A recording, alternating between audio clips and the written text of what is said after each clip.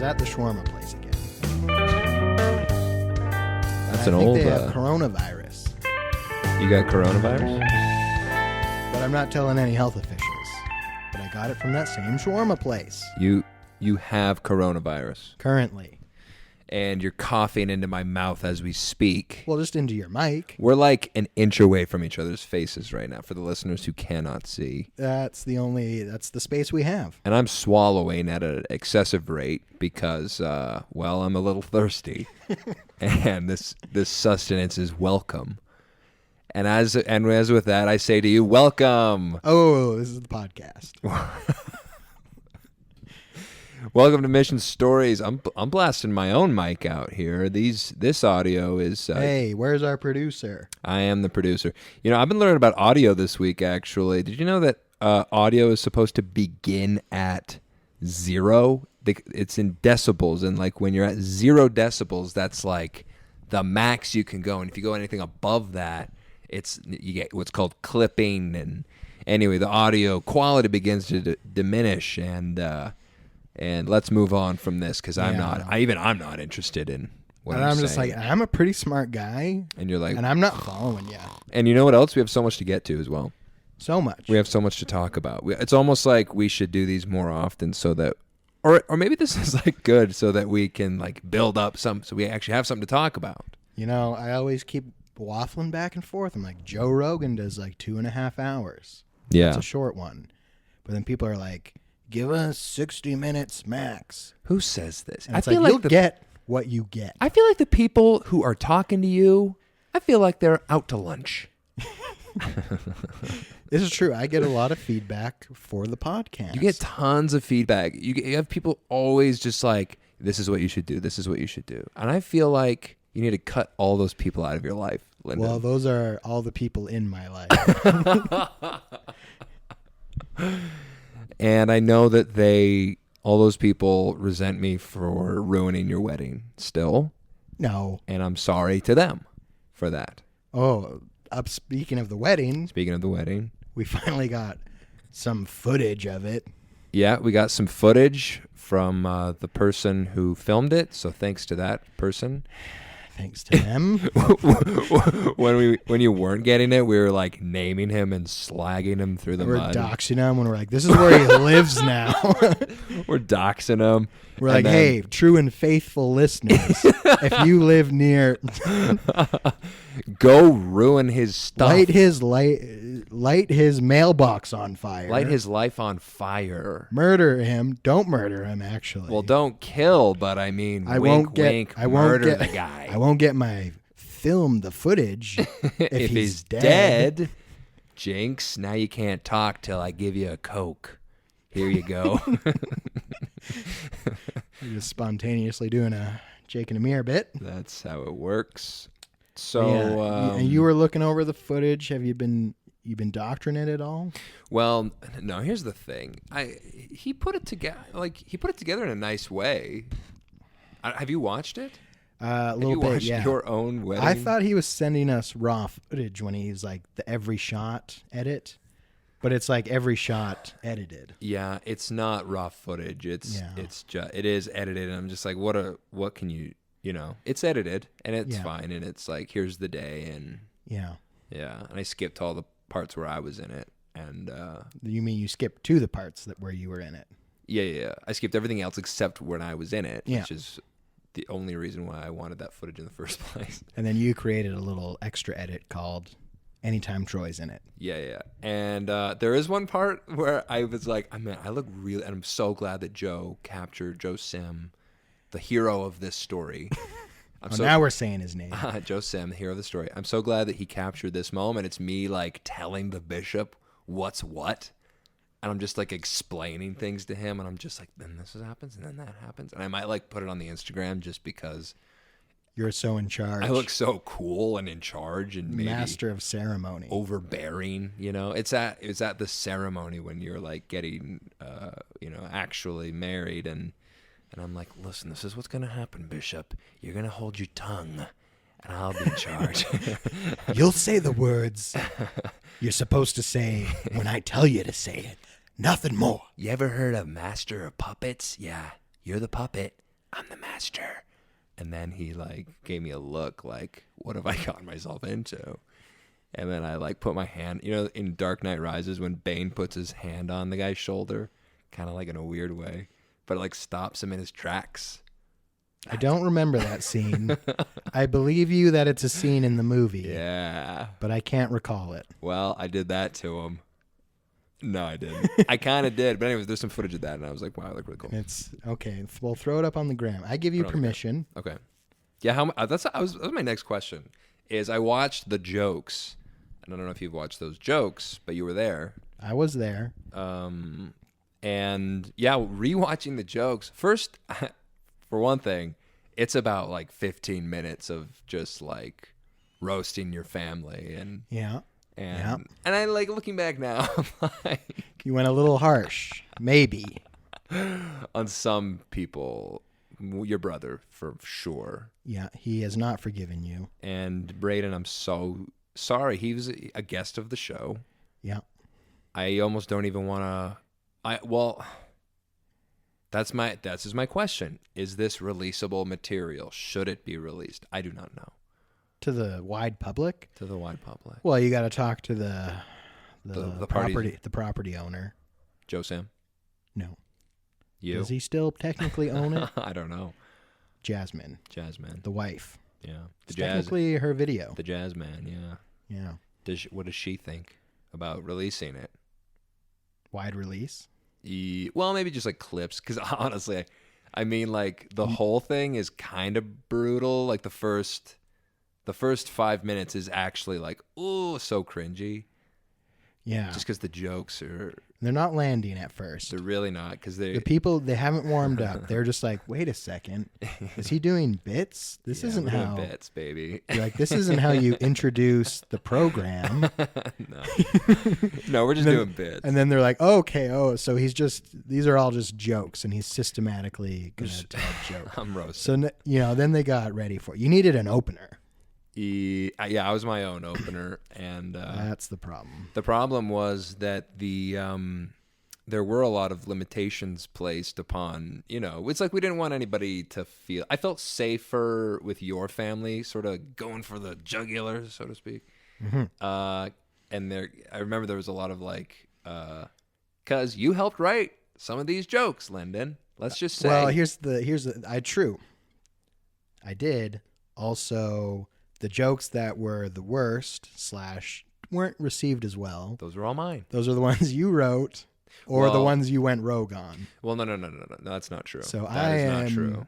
That is not true, Lyndon. The ones that were the best are the jokes I wrote. Just say it, Troy. Say it to everyone who's listening. No, that's just not true, Lyndon. I just simply cannot. Because here's the thing, you're like, and I didn't expect to go into this much because we have so much, but let's just spend 3 hours talking about all. Well, here we are.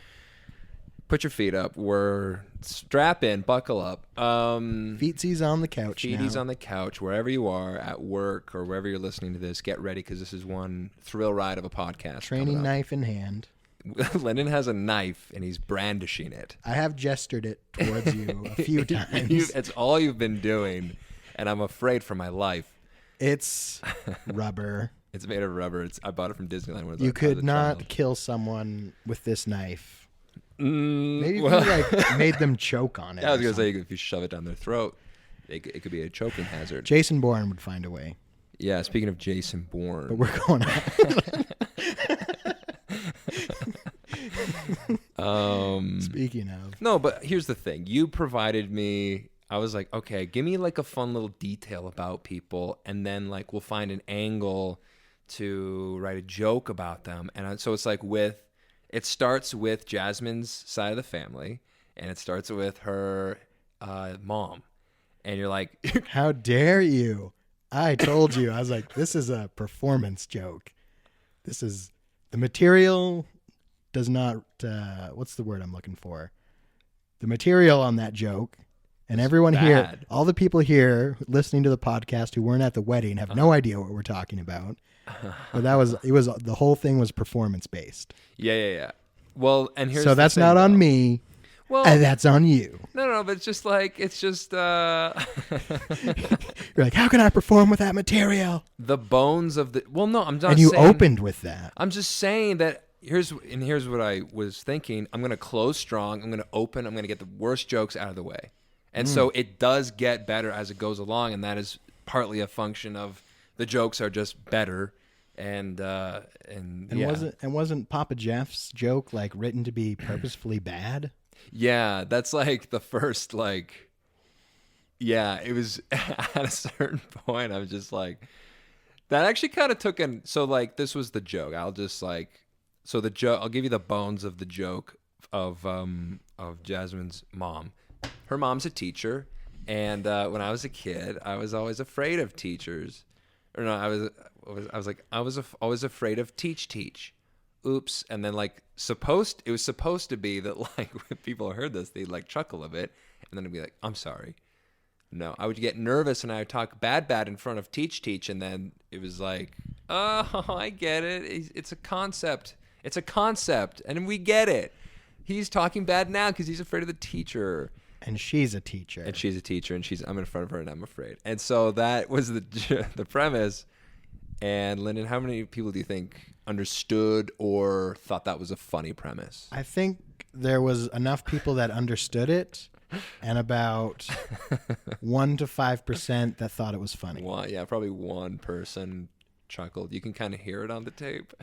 But so that was bad. And then like her dad was like not good either. I think when it turned around was when the Vivint joke was okay. That was like when the beginning of it getting good. Yeah. And then the real turnaround was the North Korean Basketball Association. Because you started with her family, right? Yes. Yeah. Yeah. Yeah. And then that was good. That was going to be the toughest one to do. Yeah. So from then on, it was. Yeah. Don't throw me under the bus. Throw Jasmine under the bus. I'm not throwing you under the bus. You helped. Yeah, Jasmine. Just I kidding. gave you great material for my family. Yeah. Which is why it was all hilarious. Yes. Lyndon is the hero of this hero's journey. Thank you.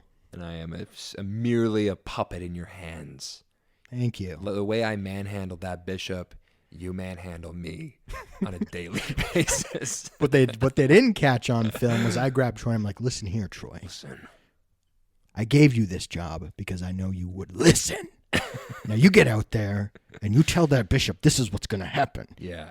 Yeah. You told me to tell the bishop. Actually, that is exactly literally what happened, except your dad was the puppet master in that scenario. Or was it? Who was that? I was getting dressed. Someone told Domino's just texted me. They're like, "You up?" I'm like, Wait. I'm busy. I'm doing a podcast, Domino's. I'll order from you later. Flip that around. They're like, hey, it's getting that time of day when you usually call us. Yeah, and I'm like, hey, I can't. I'm doing a thing. I'm knee deep in a podcast. It's very important. It's like, what do you think? You're gonna order salad tonight? No. Nah. Get over here. You know you want the pizza. Let's move on from that. Have you ever we had spent someone... too much time talking about my wedding, and have you ever had someone like stay in a weird, dirty metaphor too long? yes, you. This happened to me at work, and I'll be very vague with this all the details of it, but it was like basically the premise of the thing. So I was like talking to a more like senior member of our team and talking to him about like, hey, I'm gonna do this thing for kind of the first time, and I need some help. He's like, we should get the whole team to help with this. Help you with your first time. Wink, wink, nudge, nudge. And so it continued. He sort of kept on that line of thought. The Virgin Troy. The Virgin Troy, like, and I was just, he kept like, and then maybe we'll have that. And I'd be like, yes. And maybe we'll gentle. I was like, okay. I was like, I just want to You're like, I know this is a government job, but this is bordering sexual harassment. Yeah, I will report you and I will cancel you. It's like, I know you can't be fired. And I'll name you on my podcast. John. Just kidding. There's no John. Okay, so we got some. Have we plotted through that enough? Yeah, that was a good warm up. Now warm. What did I want to look at here? I wanted to look at not that time. Let's look at time. Beach and time. Yeah. Okay. 15 minutes in. All right. Okay. Now let's start over again and well, hi everyone. Welcome. We'll cut that out. Cut all that out. We'll close by saying to the Nagless family, I am truly, after watching it, I'm like, man, that wasn't funny for like a good 5 to 6 minutes. In fact, it was brutal. Which is, anywhere from 1/3 to 40% of the entire thing. Yeah, it was a third. There was 10 decent minutes, and the last 5 were very strong, I would say. But I am sorry for any hard feelings. I don't mean I love the Nagli. I shouldn't say nag. I should just say the Naglesses. That'd be the more respectful way to say that. Yeah, Nagli's a little too colloquial. And I know that often you think that I'm out to lunch on a lot of things, and I am, and I don't claim not to be. I'm Troy out to lunch Cooper, and you know it. And anyway, so I'm sorry to the Naglesses, all the clan and related, and especially sorry to the Andersons for just botching their jokes. And I wish I could have been better, but I never will be again. Hey, 2 of them killed. Yeah, there were a couple good jokes. Okay, so let's move on from that. Jokes I wrote. And I really don't want you to get an overinflated sense of how many jokes Lyndon actually wrote. I do want to take all the credit if I can. There were some good punchlines, some like little tweaks here and there. I'm gonna say big majority though I wrote, and I'm extremely prideful. So let's just move on, and please don't put a little capper on that. I wouldn't. I wouldn't dare. Okay. Just kidding. It's all a team effort, and I am grateful for the opportunity to do it. Okay, let's move on. Kobe Bryant, sad. Our favorite. Kobe Bryant died last Sunday, and it was an incredible shock and a tragedy. And it's you know what? I have some interest in basketball. I'm not a huge fan. I know you're a much bigger fan than I am, but even I know like this seems to be the sentiment. It's just like there was something about him passing, like he was so young and so, I don't know, just like right about to start kind of the second part of his life, Yeah. Act 2 was just beginning, and it might have even been better than the first act. Yeah. He was just and then his daughter, of course. The daughter, very sad. I don't know. There's not. I mean, it's all kind of been said before by people who are maybe better qualified to say it, but suffice it to say, it's very sad and it's very tragic. Lyndon, what were your thoughts when you heard? Well, first it was like hard to believe. Yeah. And it's like, no. And it's like, it's strange because I'm a basketball fan, but I was never like a big Kobe fan. But if you're a fan of basketball, you're a fan of Kobe. Yes. Because of how great and how dominant he was in the sport.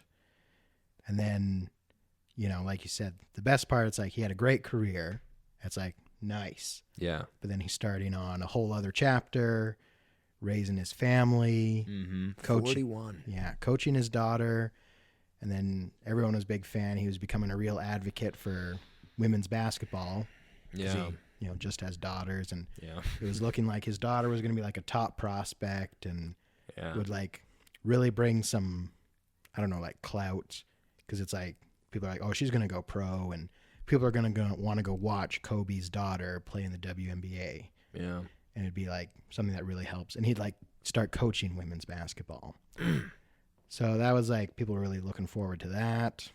And just like, because he still like ran camps. And so like all these NBA players are devastated because they'd all still like work out with him in the summer. Yeah. And so just like the legacy for the rest of the players.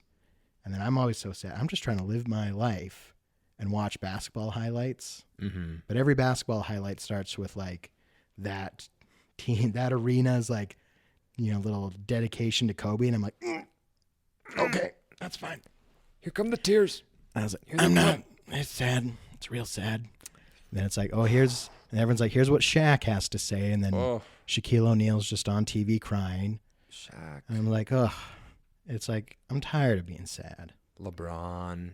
I mean, everyone, it's so interesting. Everyone had some, you didn't realize how like widespread his influence was until, he passed away, and everyone has some clip, some like footage, some like story, like all these celebrities, not just in the basketball world. Like he really was.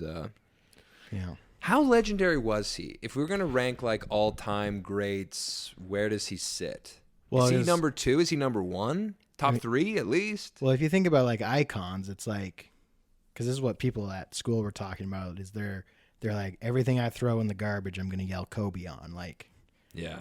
There's like the meme where it's like yeet for distance, Kobe for accuracy. Like everyone around the world is like yelling Kobe every time they throw something in the garbage. Yeah. Or, so it's like he's kind of like that kind of icon. Yeah, he really is. And I know, it just blows my mind to think, even though you don't watch him play basketball, because that's the thing, he died like, he was literally on TV and like on social media like hours before he died, because his last thing is LeBron James just passed him in all-time scoring. Right. And so he went to the game because Michael Jordan went to his game when he passed Michael Jordan to congratulate him. Right. So he went to LeBron's game to congratulate LeBron when he passed him. And so there's like tweets and there's pictures of him and he's talking to LeBron. And then like hours later he's on, that helicopter crash. Damn. I mean, it gets real wild. And then Kawhi Leonard is just like, he's like, yeah, I flew on that exact helicopter. I flew with that pilot. He's like, that pilot was a really nice guy. Now he's dead. Man. Yeah, there's so many people. It was like 13 people. He was 9. 9? It was like, one of them was like a college, baseball or basketball coach, and like his family and like members from his daughter's team. So it's like her teammates and their parents. Yeah. Sad. Very, very sad. And it just blew my mind thinking, because it's like Jerry West, the literal logo of the NBA, is like it's like Jerry West is still alive. Really? Yeah. And like Jerry West was an executive for the Lakers when he like drafted Kobe. I think he's with the Clippers now, or Golden State, but it's like Jerry West is still alive. Because it's like, you expect one day basketball legends are going to die. Yeah. It's like Jerry West is still alive. Michael Jordan's still alive. Jordan. And I was like, what's going to happen when Michael Jordan dies? Isn't like Wilt Chamberlain still alive? Wilt Chamberlain died like in the 70s or the 80s or Never something. mind. James Naismith, the creator of basketball? Yeah. Wilt Chamberlain is not alive. Okay, never mind. Bill Russell is still alive. Yeah, that's who I'm thinking of. So it's just like... Old guys are still alive. So it's like, what? It's like Kobe. It's so strange that it's like, he's a celebrity. He's not in your life, but it's like, this is a world without Kobe? Yeah, it's so strange. I thought it was honestly a joke, like a prank, one of those prank things, And like when you look those things up, and it's like, Arnold Schwarzenegger's dead, and you look it up, you're like, oh, thank goodness, like, still alive. And then like sort of the sinking feeling. It was so strange. It was so like, it's so strange how hard his death hit me. But because I don't know, I wouldn't have expected it. Like anybody else, any other like basketball player, maybe like LeBron, him, Michael Jordan. I don't know. If Dennis Rodman died, I'd be like, ah, man. There goes Dennis. Oh, well. Like there's something, I don't know, there's something about Kobe that he was such a legend. So I don't know.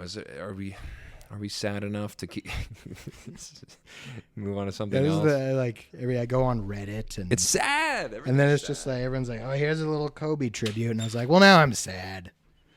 Yeah, and I gotta watch like every single one of those. Like, and You can't turn away. I even had a city league game the other day, and I've been like, wait, are we doing the 8-second, 24-second violations in honor like the NBA teams are doing? But I was on the bench, and then we missed the opportunity, and the ref was like, so disrespectful. Oh, the ref said that. Well, he was kind of joking. He's like, the disrespect, because I'm sure like a lot of teams have been doing that. I don't know what you're talking about, but I'm gonna act like I do. Well, for you and for the listeners, Sure, explain it for us. Kobe Bryant wore number 8 Yeah, in the first half of his career, and then he wore number 24. Yeah.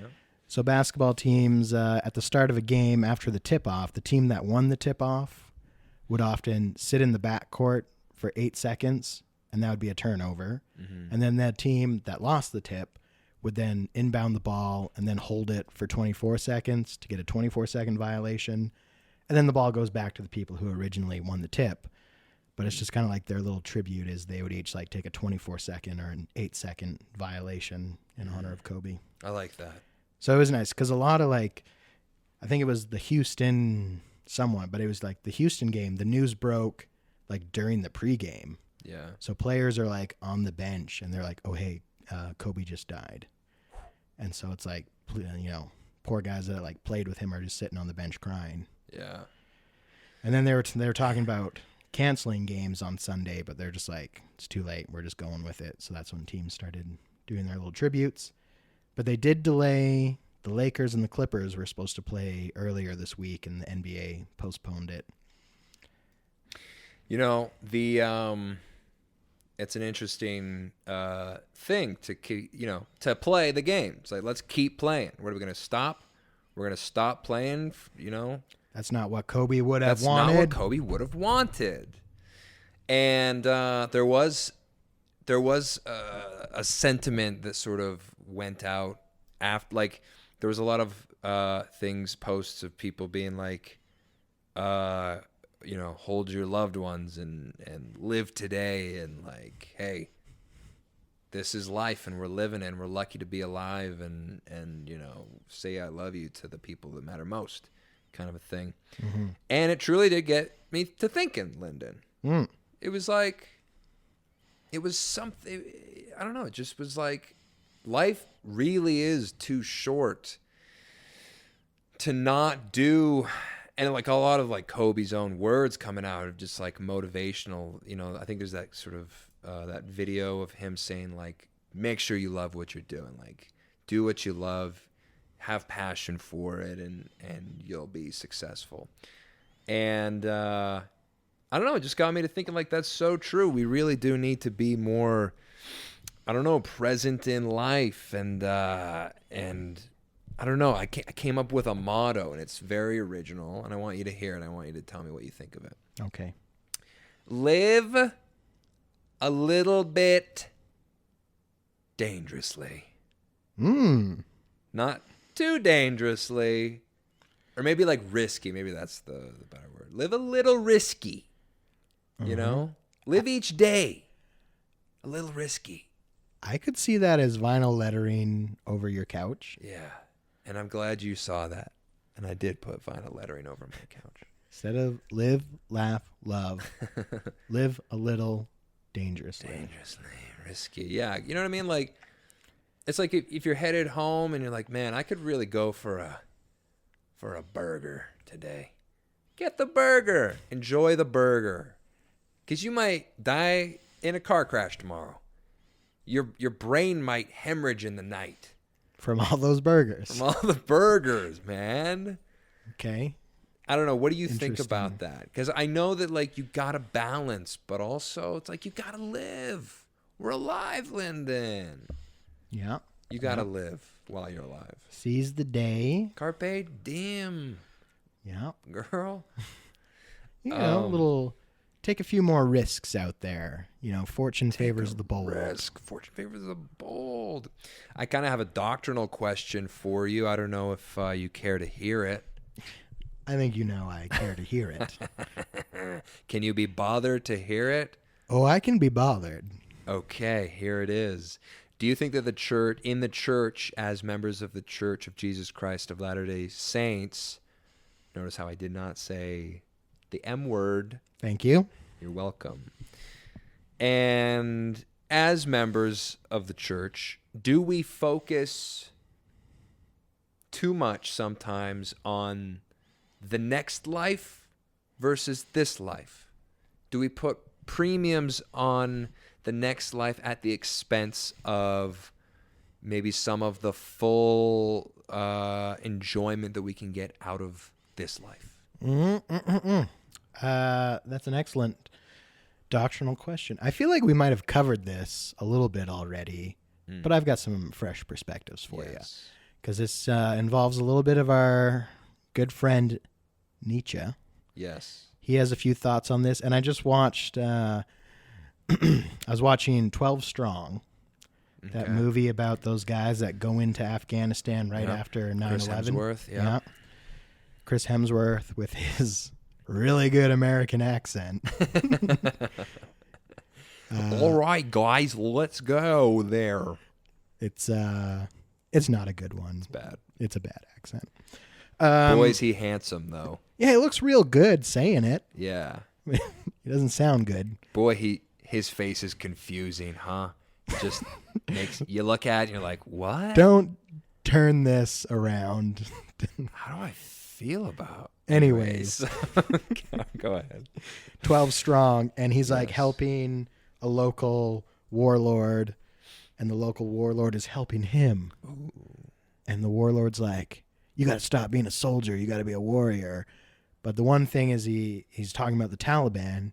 He's like, the Taliban don't have any fear, because even though like Afghanistan sucks and like living here sucks, the situation sucks, the Taliban don't care about making it better, because they're just like, the best thing is the afterlife. They're like, we're living Sharia law, so we're on our way to paradise. Yeah. So we might as well just F things up and kill as many people and get killed while we're here. Yeah. Because we're just waiting for paradise, and they don't give a rip about making the situation in their own country better. Mm-hmm. They just want to like live their extreme version of Islam and kill the unbelievers and get killed so they can go to paradise. So the warlord's like, I'm not about that. No. And it brings up the whole, that's what our friend, German philosopher, contemporary of Joseph Smith. A prophet even. Contemporary of the prophet, as I like to say. Co-prophets even. The European prophet. Uh-huh. The European prophet of the Restoration. The 14th apostle. If Europe was open to having the gospel restored to it, would Freddie Nietzsche have been the prophet of the Restoration? Yes. I was going to say, who can say? But you answered and said yes. So I'm just kidding. I'm not as much of a Nietzsche head as I'm coming across right now. But but that's always been my my thesis. That's like my PhD thesis in Mormon studies. Not called Latter-day Saints studies, because religious academics are not on board. But when I go for my PhD in religious studies, I'm going to be like, Nietzsche, the Lord's prophet of the Restoration. This is what God would have done. If Europe could have. Was in a better spot. If Europe could have been the promised land, which it couldn't have. And it never was going to be. We know America was the promised land. But if Europe, it was going to be Nietzsche. That's right. So he was just like the baby prophet of the baby restoration, not the real one. Contemporary of Joseph Smith, he said one of his critiques of Christianity was the two-world view. What is that? It's the view that there's this world. Oh, okay. And then there's the next world. Right. Which is always much better. And his thought was the Christian oppressors, like the Catholic Church, blah, blah, blah, use that to control the peasants. Right. And as long as, so he thought the oppressive people of Europe and whatever gave their version of Christianity and pushed it on peasants to control them, to give them that slave morality, where it's like, because they're so oppressed and their life sucks, that it actually makes them more righteous than rich people who are like opulent and living a good life. Yes. Because it's like, oh, those people are sinful and terrible, but I'm humble and going to heaven. Yeah. So they don't worry about making their situation better because they're just working towards heaven, and they never question the system that makes them slaves in a sense. What about us Morms? Well, how do we factor into this? We've got a little hymn in our hymn book. How does the lyric go? Dun, dun, dun, your mansion in heaven. Don't build a mansion in heaven. Jesus will build you the mansion. Don't build it yourself. It's something. Dang it. Don't think of your mansions above. Work is a pleasure of joy beyond measure, of beauty and love. Have you done any good in the world today? That's what it is. Yeah. So that we have a hymn about, like, don't sit on your butt. Yeah. Waiting for the celestial kingdom. Don't dream about your mansion above. Hippity hop to the barber shop. You feeling froggy? Then hop into the barber shop and give them a good tip, because that's what this world's all about, baby. Doing good. Tipping your service providers. Yes. I think that's the message of that hymn. Yeah, I agree. But so that's my point, is there's a hymn that's like, hey, get to it. Hey, it's not about the next life. It's not all about the next life. Yeah, I agree. I think. But your point is, we don't always adhere to the messages that are taught us. Well, and I wonder, like, there's positive and negative things that come from focusing on the next life, or focusing on this life in different ways. I think that our church does a good job of focusing on, like you said, like, we have whole songs about that we're focusing on this life, like this life is the day for men to perform their labors and to prepare to meet God. And so it's like this life is very important. It's important to be good and to do good. And it is, and it's great. And it's good that people focus on that. I wonder, though, if there's, and I guess I'm just speaking from my own personal experience, but like, I know that I think I deliberately didn't do some things in life because, like, I kind of waited till my late 20s, mid to late 20s, before I started to get a little more serious about doing some more creative things, which were things that I'm, like, passionate about. And I sort of, like, I put them on hold, or I thought, like, man, these are like childish things. I should be focusing on, like the gospel says, like, I need to come over my mission, get married right away. And obviously that did not happen. I'm now 30, but, and unmarried, but, do you know what I mean? Like, that was my mindset. And I sort of, and admittedly, maybe it's my own personal misinterpretation of what was being said, but, I think for me, it was like a negative result of me thinking, like, I need to focus more on, it's more about, like, my next life, and not even like next life, but like future, maybe like focusing on some future day ahead, as opposed to like right now I need, it would be valuable for me to be doing things that I enjoy doing. Yeah, I kind of see where you're coming from. Because there's kind of the two things. The big message of the day is like, live presently, or like live in the present. But there's also like the saying, at least in the church, and I think in, religious circles, it's like, think eternally. Yeah. It's like, well, I think thinking eternally and living in the present, I think the prophet even talked about it. He's like, they're not mutually exclusive. Yeah. But it's like, just recently, I've heard of like a whole rash of divorces. Oh, people our age or younger getting divorced. Because of course it's you and I didn't get married till I was 30. because I had to find the perfect woman. The perfect woman. That was meant for me. But I think a lot of people they're trying to check that, the last checkbox, if you're living the Mormon checklist, Yep. is it's like the last key to salvation is an eternal marriage. So it's like all these young kids are like, well, time to marry my eternal companion. I'm 19 and or 21. Yeah. And I just like, can you imagine if I had to you or I had to make life-altering decisions at the age of 18, gosh. 19, No. 20, 21, No. 23? 20, honestly, yeah, like Like I think I was like, well, that's the whole thing. Like, your brain, you get your adult brain at the age of 25. 25. And when I think about it, I'm just like, I was like an idiot till like 26. Yeah, I would agree. I'm not not about you necessarily, but about myself. I was also like, do you ever stop and think about, sometimes I do this, right? I think like, who could I have married along the way? Like I hear about people getting married at like, 21, 22, 23. I'm just like, who was in my life at that time where maybe like today I'd be like 7 years into a marriage with one of those people, and I'm just like, I don't know. I was such like a different person back then.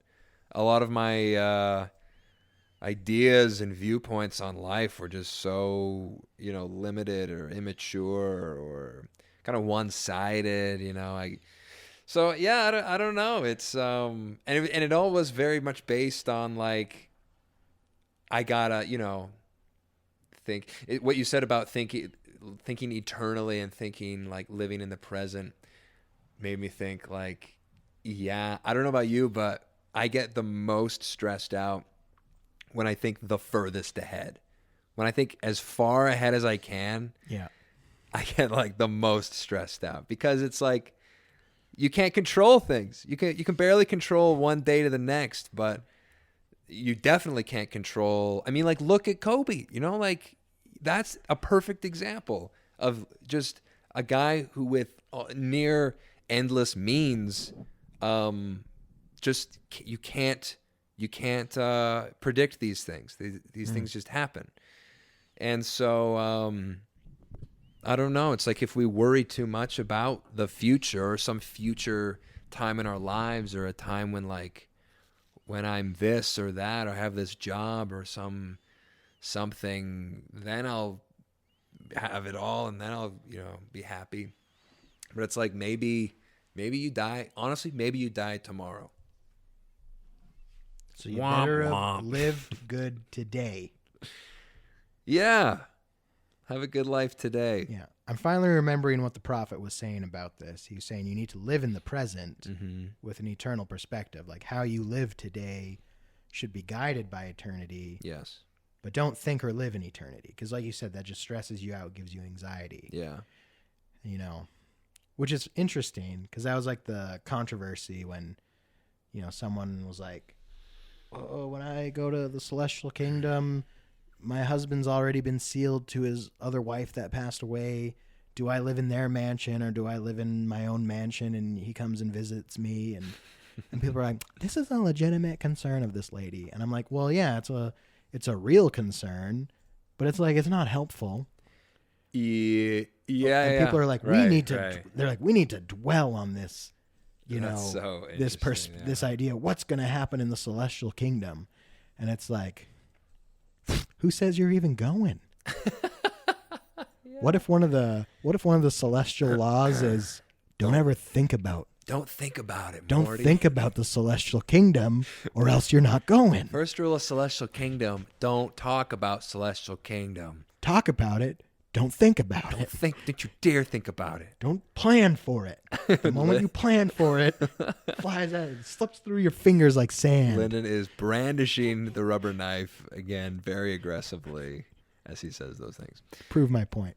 And the point is proven. So the usefulness of these ideas is a very that's such a good point. Sorry, what were you going to say? I was just bringing it back to the idea of eternity should just influence how you live presently. Right. I was listening to, what's his name? Sam Harris and Brett Weinstein. It was on his podcast. And they were talking about honesty and how honest should you be with children. Because obviously children are not like fully formed moral agents unto themselves. They can't really make all the best decisions for themselves. So you kind of have to shape reality a bit. Mm-hmm. Or that was the question, like, how much do you have to do it? And Sam Harris was saying something like, it's not useful to, let's say there's a medication that the kid needs, and there are some, side effects that could happen in some population of people, and there's some probability that can happen. Right. If I've decided that it's appropriate, that the risk is, appropriate to give the child this medicine, and that it's like there's a pretty good chance they won't have the side effects. It's not useful. It's true that they could have all these side effects, but it's not useful to tell the child about, like, oh, you could have seizures if you take this medicine. And so... Where it's like, hey, what do you know about probability and genetic influences? Multiple standard universe deviations theory. From the mean. Yeah, it's like... Does your little child brain understand that? Well, how do you understand about scary seizures? Yeah, also ISIS is real, and guess what they do? Bad things. So, and it's kind of like, do we put ourselves in similar situations with ourselves where we just dwell upon some future day, some future time? Like, even thinking about, like, am I going to make it to the celestial kingdom? I wonder how useful that question is. I already told you. Not at all. If you start thinking, am I going to make it to the celestial kingdom? You're already out. And the knife is back out, and it is aggressive. Yeah, it's so true. It's just like, forget about... I like the idea of, like, the usefulness of an idea or a thought or something. If something is truly giving you anxiety, let it go. Like, honestly, like, don't think about it. I'm sure you have people in your life. I have people in mine who all sometimes come to me for wisdom, and it's always like, the thing is always like, I'm struggling with this, or I'm thinking about that, and what will happen when I'm done school, and what about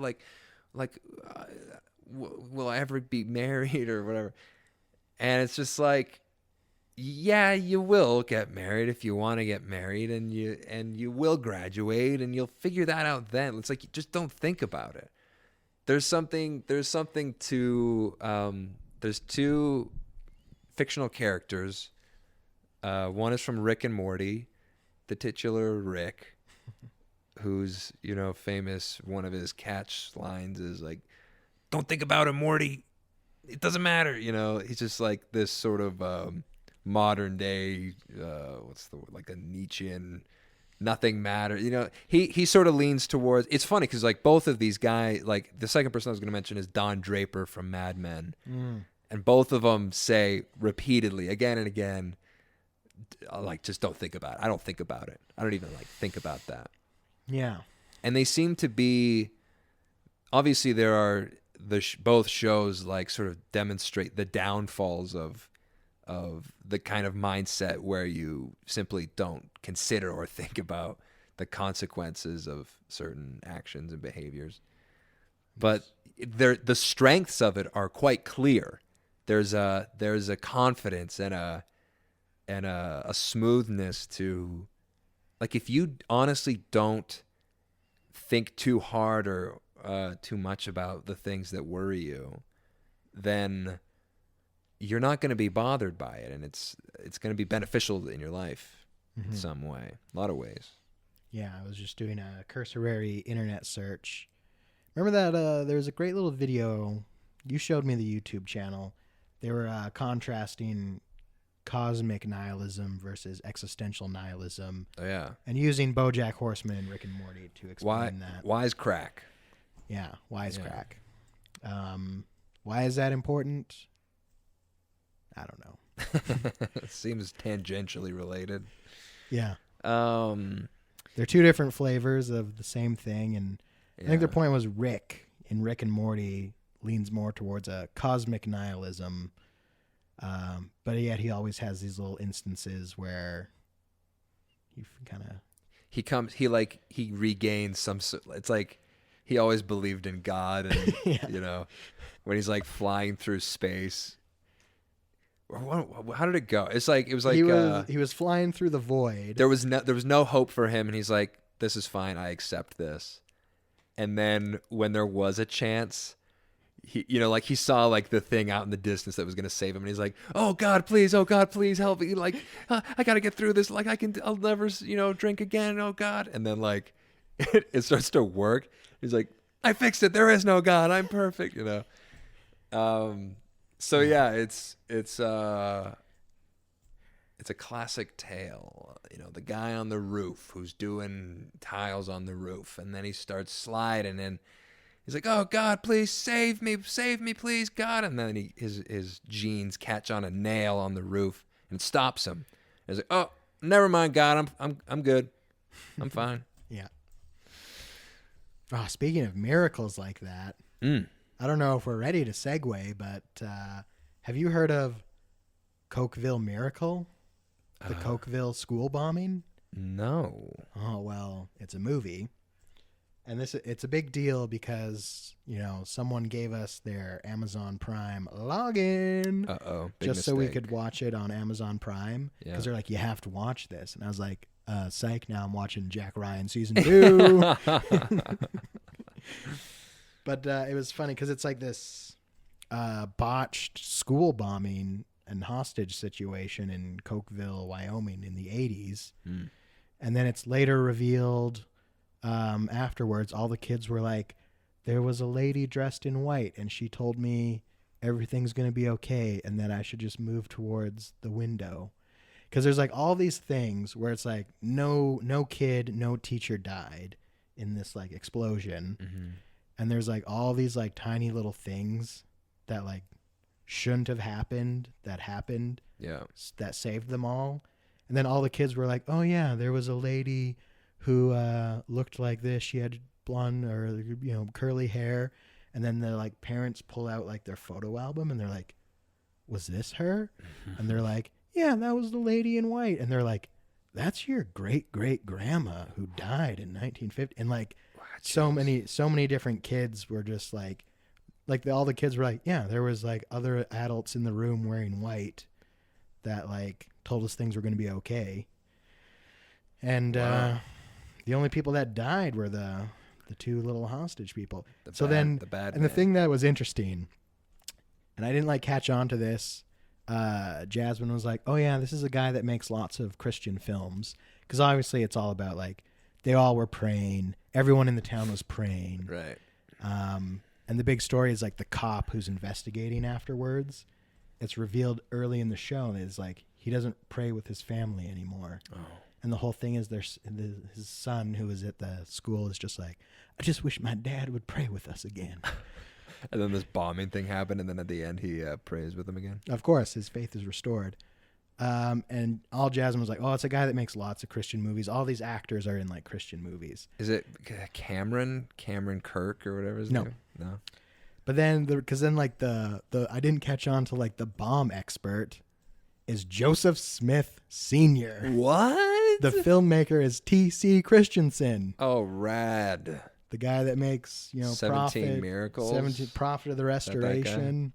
We got to get Theo on here. Talk about Mormon cinema. Yeah.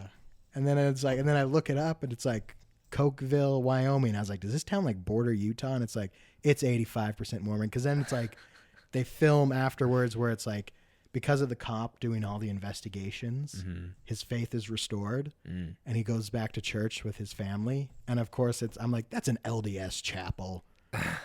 Nice. And then I'm like, there we go. It's a little bit of Mormon cinema. Cool. And I mean, I don't feel bad spoiling it for you because it's a real thing that happened that you just look it up on Wikipedia. But spoiler alert for the Cokeville massacre. The Cokeville school. It's like, does someone take the school hostage? It's like, well, it's the Cokeville school bombing.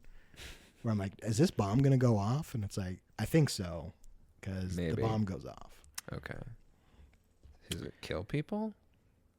No, only it was like a crazy guy and his crazy wife are the only ones that died. Well, as long as crazy people were the only people who were killed, then I'm fine with it. And I had a reason for bringing this up, and now I've forgotten it. It's something to do with not thinking too much hard about, the abyss. Maybe that's what it is. Don't think about the abyss too much. Or in our case, Or it's like the abyss of eternal, salvation. The cynical cop eventually is just like, I'm just going to pray with my family. Just do it. He's like, those kids were all high on fumes. That's why they were seeing their relatives, even though they've never met their relatives. Because it's like his faithful wife is like, why won't you believe? He's like, I'm a detective. I'm supposed to be this way. I need facts and evidence. And then eventually he's like, you know what? I'm just going to pray with my family and be happy about it. I was like, amen. Amen, brother. Amen. Mostly I was just excited. It turned out they were all Latter-day Saints. All Mormons.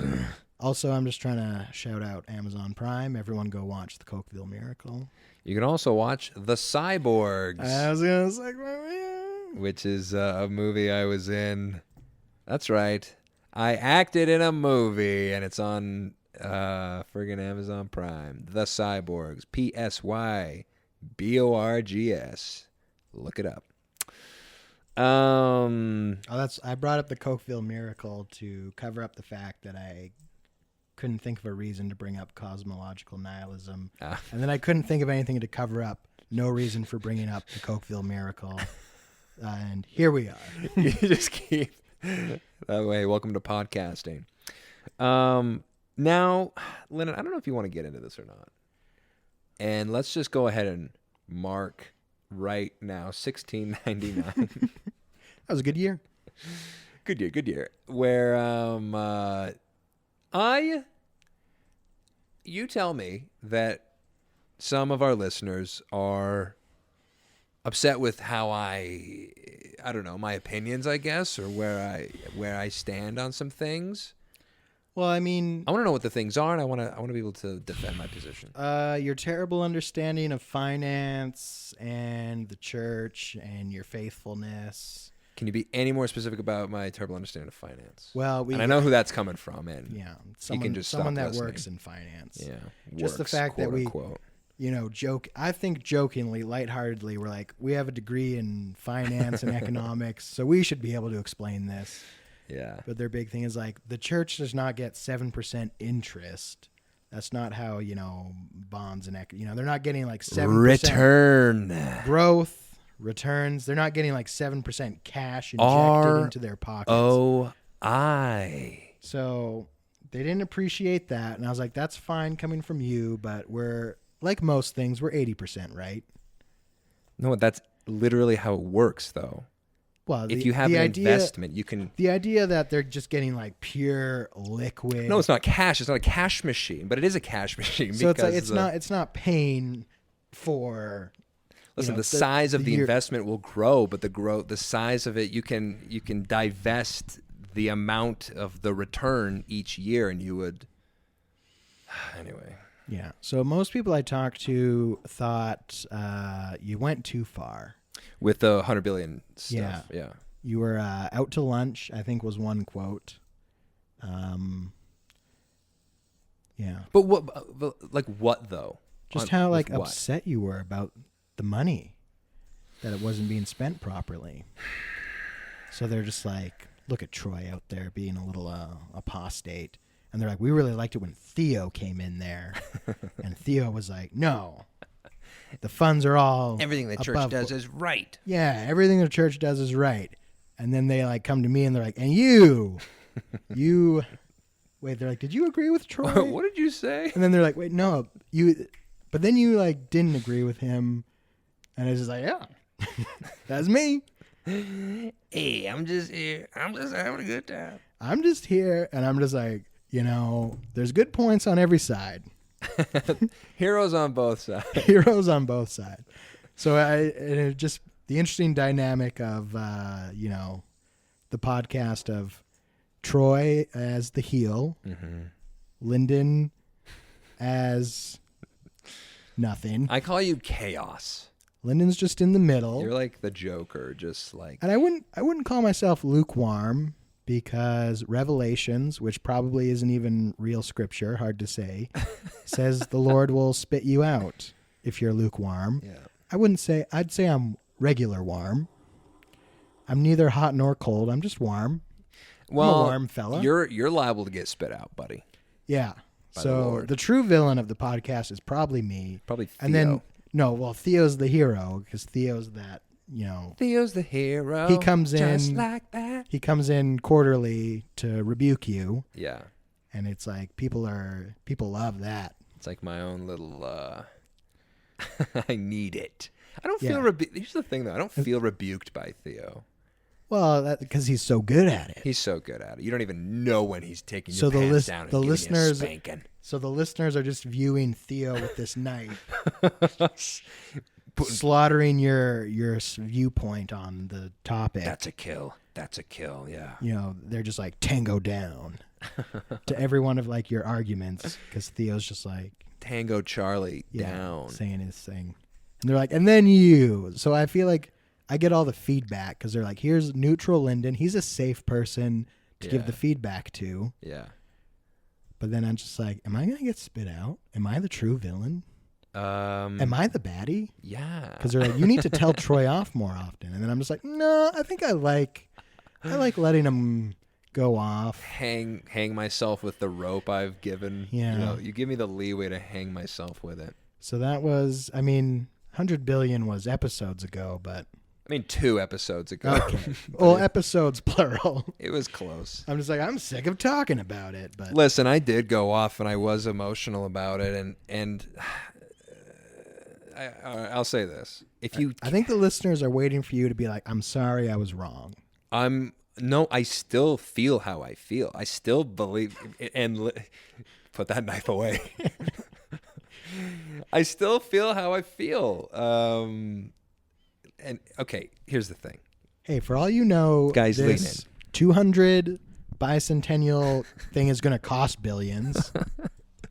Yeah, I'm just waiting for the really extravagant conference coming up where they resurrect Joseph Smith with science. He's back, baby. Here's the thing, guys. I understand that our listenership consists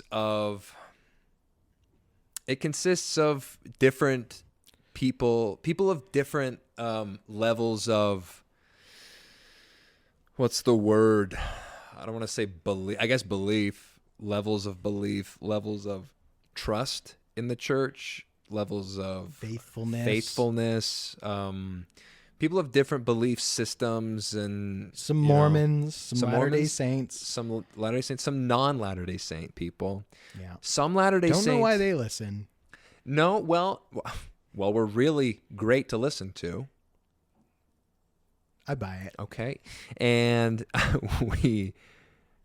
and I guess the point here is that, like, we're talking, I understand that we're talking to a wider group of people, and I feel like we're growing, Lyndon, we're growing, and we were just talking before the podcast about sort of the wide group of people that we're talking to. So I understand that sometimes my opinions specifically are going to rustle the feathers. Rustle the jimmies, I like to say. Rustle the jimmies on the far, and I don't want to put on a right-left scale here, but the side that's really into the official story, let's say. Are you just trying to antagonize these people? Listen, those people will be antagonized regardless, and I understand that these are close people to you. They're like, why do you spend any amount of time with this man?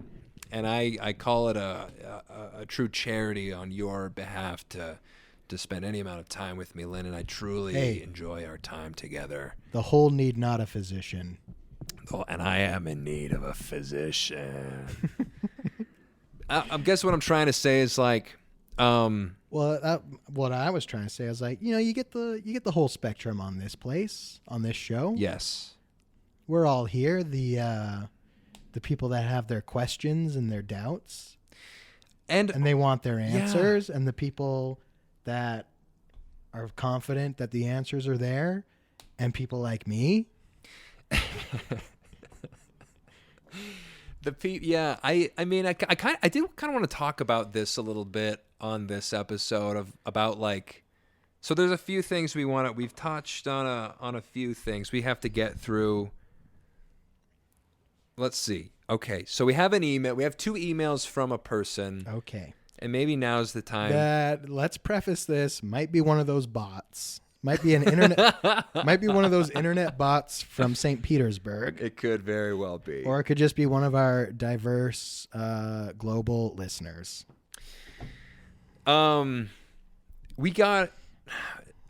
So this is what I was kind of going to say before. I want to talk about like who is, as we grow in this podcast, like who is this podcast for? What is this podcast about? I think we've like talked about this before, but I almost like we take some chances and we go down different roads, Lyndon, and we kind of just do whatever we want. And sometimes it's good to recalibrate, like, what are we doing here? And I remember like a few episodes ago, I think it was like last year sometime, we were talking, I think it was like Cindy Russell we were talking to or someone like that. And the whole idea was like, it's something that came across on like multiple episodes, but we want to be a podcast that if you're in the church and you don't want to leave the church, but you have some questions and some struggles and some thoughts that go counter to what, and I don't mean to like be disrespectful when I say like the official story, but like I guess we'll call it like mainstream. What else do you call it?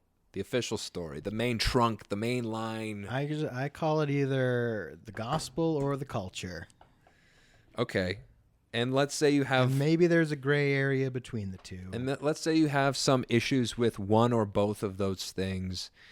We're a place where we're not going anywhere. We're not leaving the church. I have... Heaven forbid. Heaven forbid, inshallah. I don't... Wait, which one is that? I don't know. I don't know either. I would screw it up. That's Arabic for something. I know I come across as like this guy who's got a lot of questions, and I do, and a lot of like strange beliefs, but I have no intention of leaving the church or going anywhere, and I don't know. And so I don't want to come across that way, and I don't want to discourage anyone from being an active member or being whatever level of membership that you want to have in the church. So I'll just say that and that this is a safe place for you to come and like, and we have chaotic Lyndon, who is, lukewarm, neither here nor there, and changes opinions as suits him at the time. Is that yeah? That's not an accurate portrayal. I don't like to be categorized. No, you do not. And so I'm very hot in that regard. Okay. You will not. Don't put baby in a corner. I will not. And I would spew hot water out of my mouth. I don't know about you. So Theo's like our occasional, like, knight in shining armor. I'm the heel. You're the whatever, the wolf man. Yeah. Yeah. The galaxy wolf. The galaxy The cosmic wolf. The cosmic galaxy Nietzsche wolf. Having said all of that, we have an email from, and this is like a landmark thing. This is like a big deal. It is. To me. I have not heard this email. You haven't heard it. I'm trying to think. Andrew sent us a real glowing email.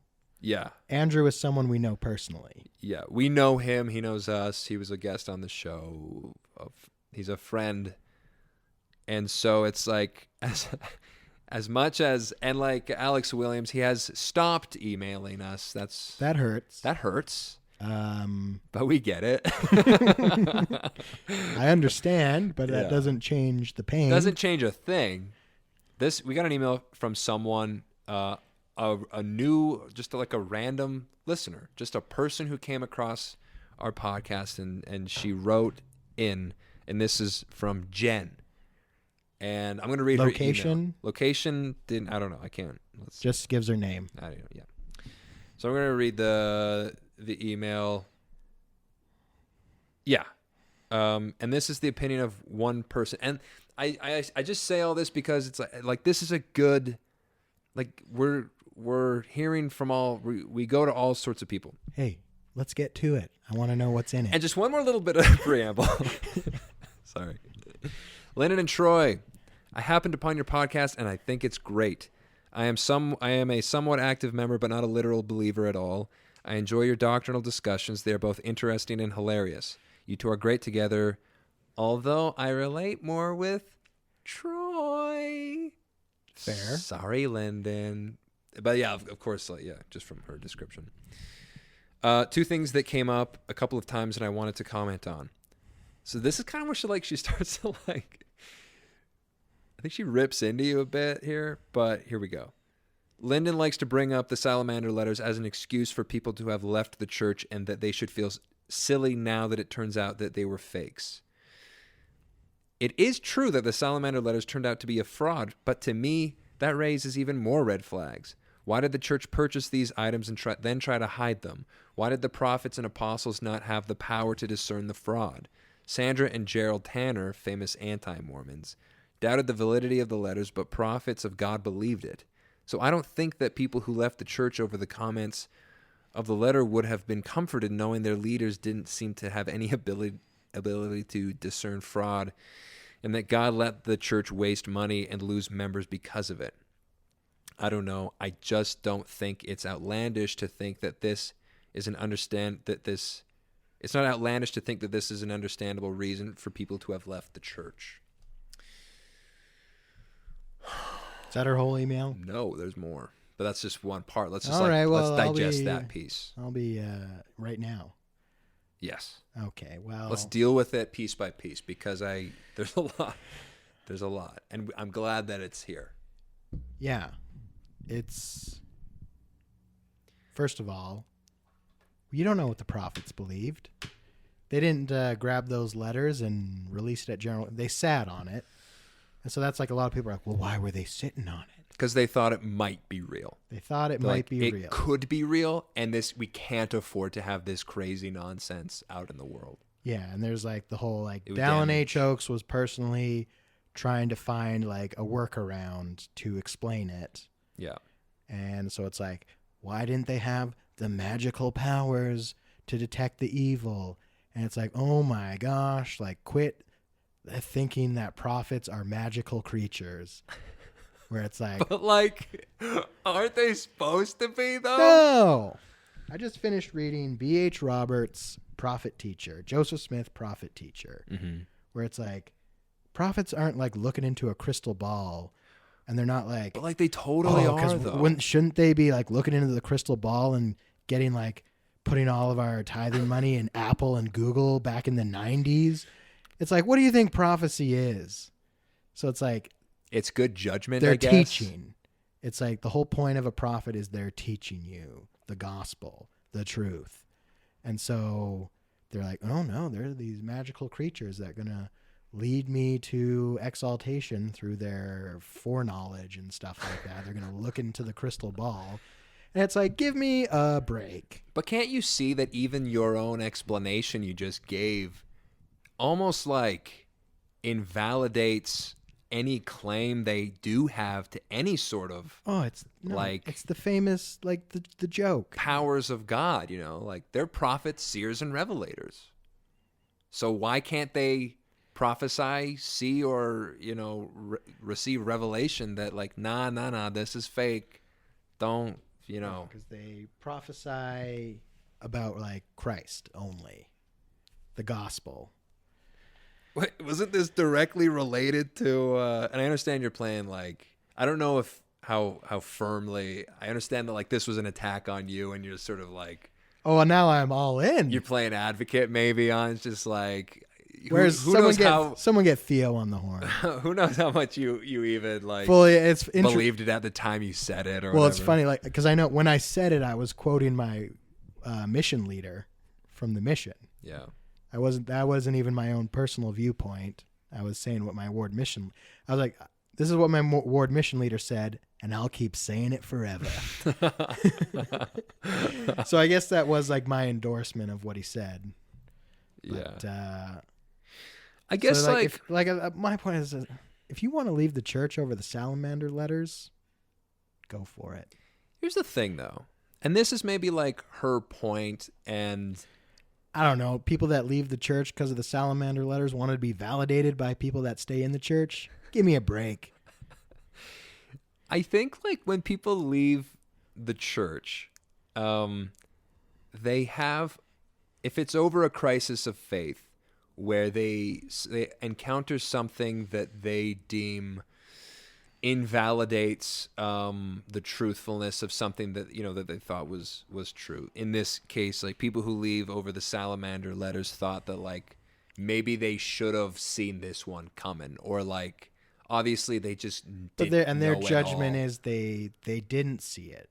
Yeah. Because they sat on it and were working on it. And the fact that they didn't immediately say, this is fake. Yeah. The Spirit has told me it's fake, means the church isn't true. Yeah. And so it's like, all right, fair. You're right. Yeah, I guess like the point I would make about that, and then even about the $100 billion thing. I guess like, and I just think that like this is a perspective, like if everyone could just like put themselves in the shoes, in the mindset of someone who does think like that. It's like, can't you see why someone would think that way? Think which way? Think the way of like a person who's disenchanted with the church over the salamander letters. It's like, couldn't you see like, right. Like they got a point. Like they joined the church or are members of the church because they thought it had like exclusive rights to heavenly knowledge. Yeah. And like being able to tell the future or discern metaphysical truths. Yeah. They actually really believe that. And I would say that like a lot of like, that's the core root of the gospel, is that it's like, it is. It's like, is that it actually works. It's actually true. I mean, I've sort of come to this weird, like middle ground conclusion about like the practical efficacy of staying in the church and being a Mormon and a belief in God as like, it does me some good, even though I have my doubts about some of the mysticism of prophets, seers, and revelators, I don't know.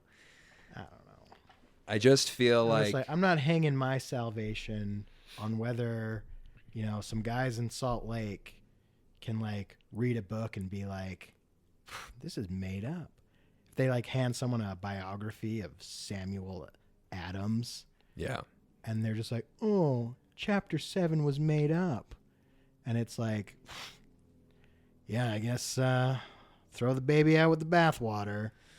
It's like, that's not what your salvation's based on. But yeah, I can see people that believe that once this comes out, the church isn't working for them. It's not fulfilling that thing they wanted anymore. Yeah. So, and it's like, yeah, maybe. Am I sympathetic in that way? Sure.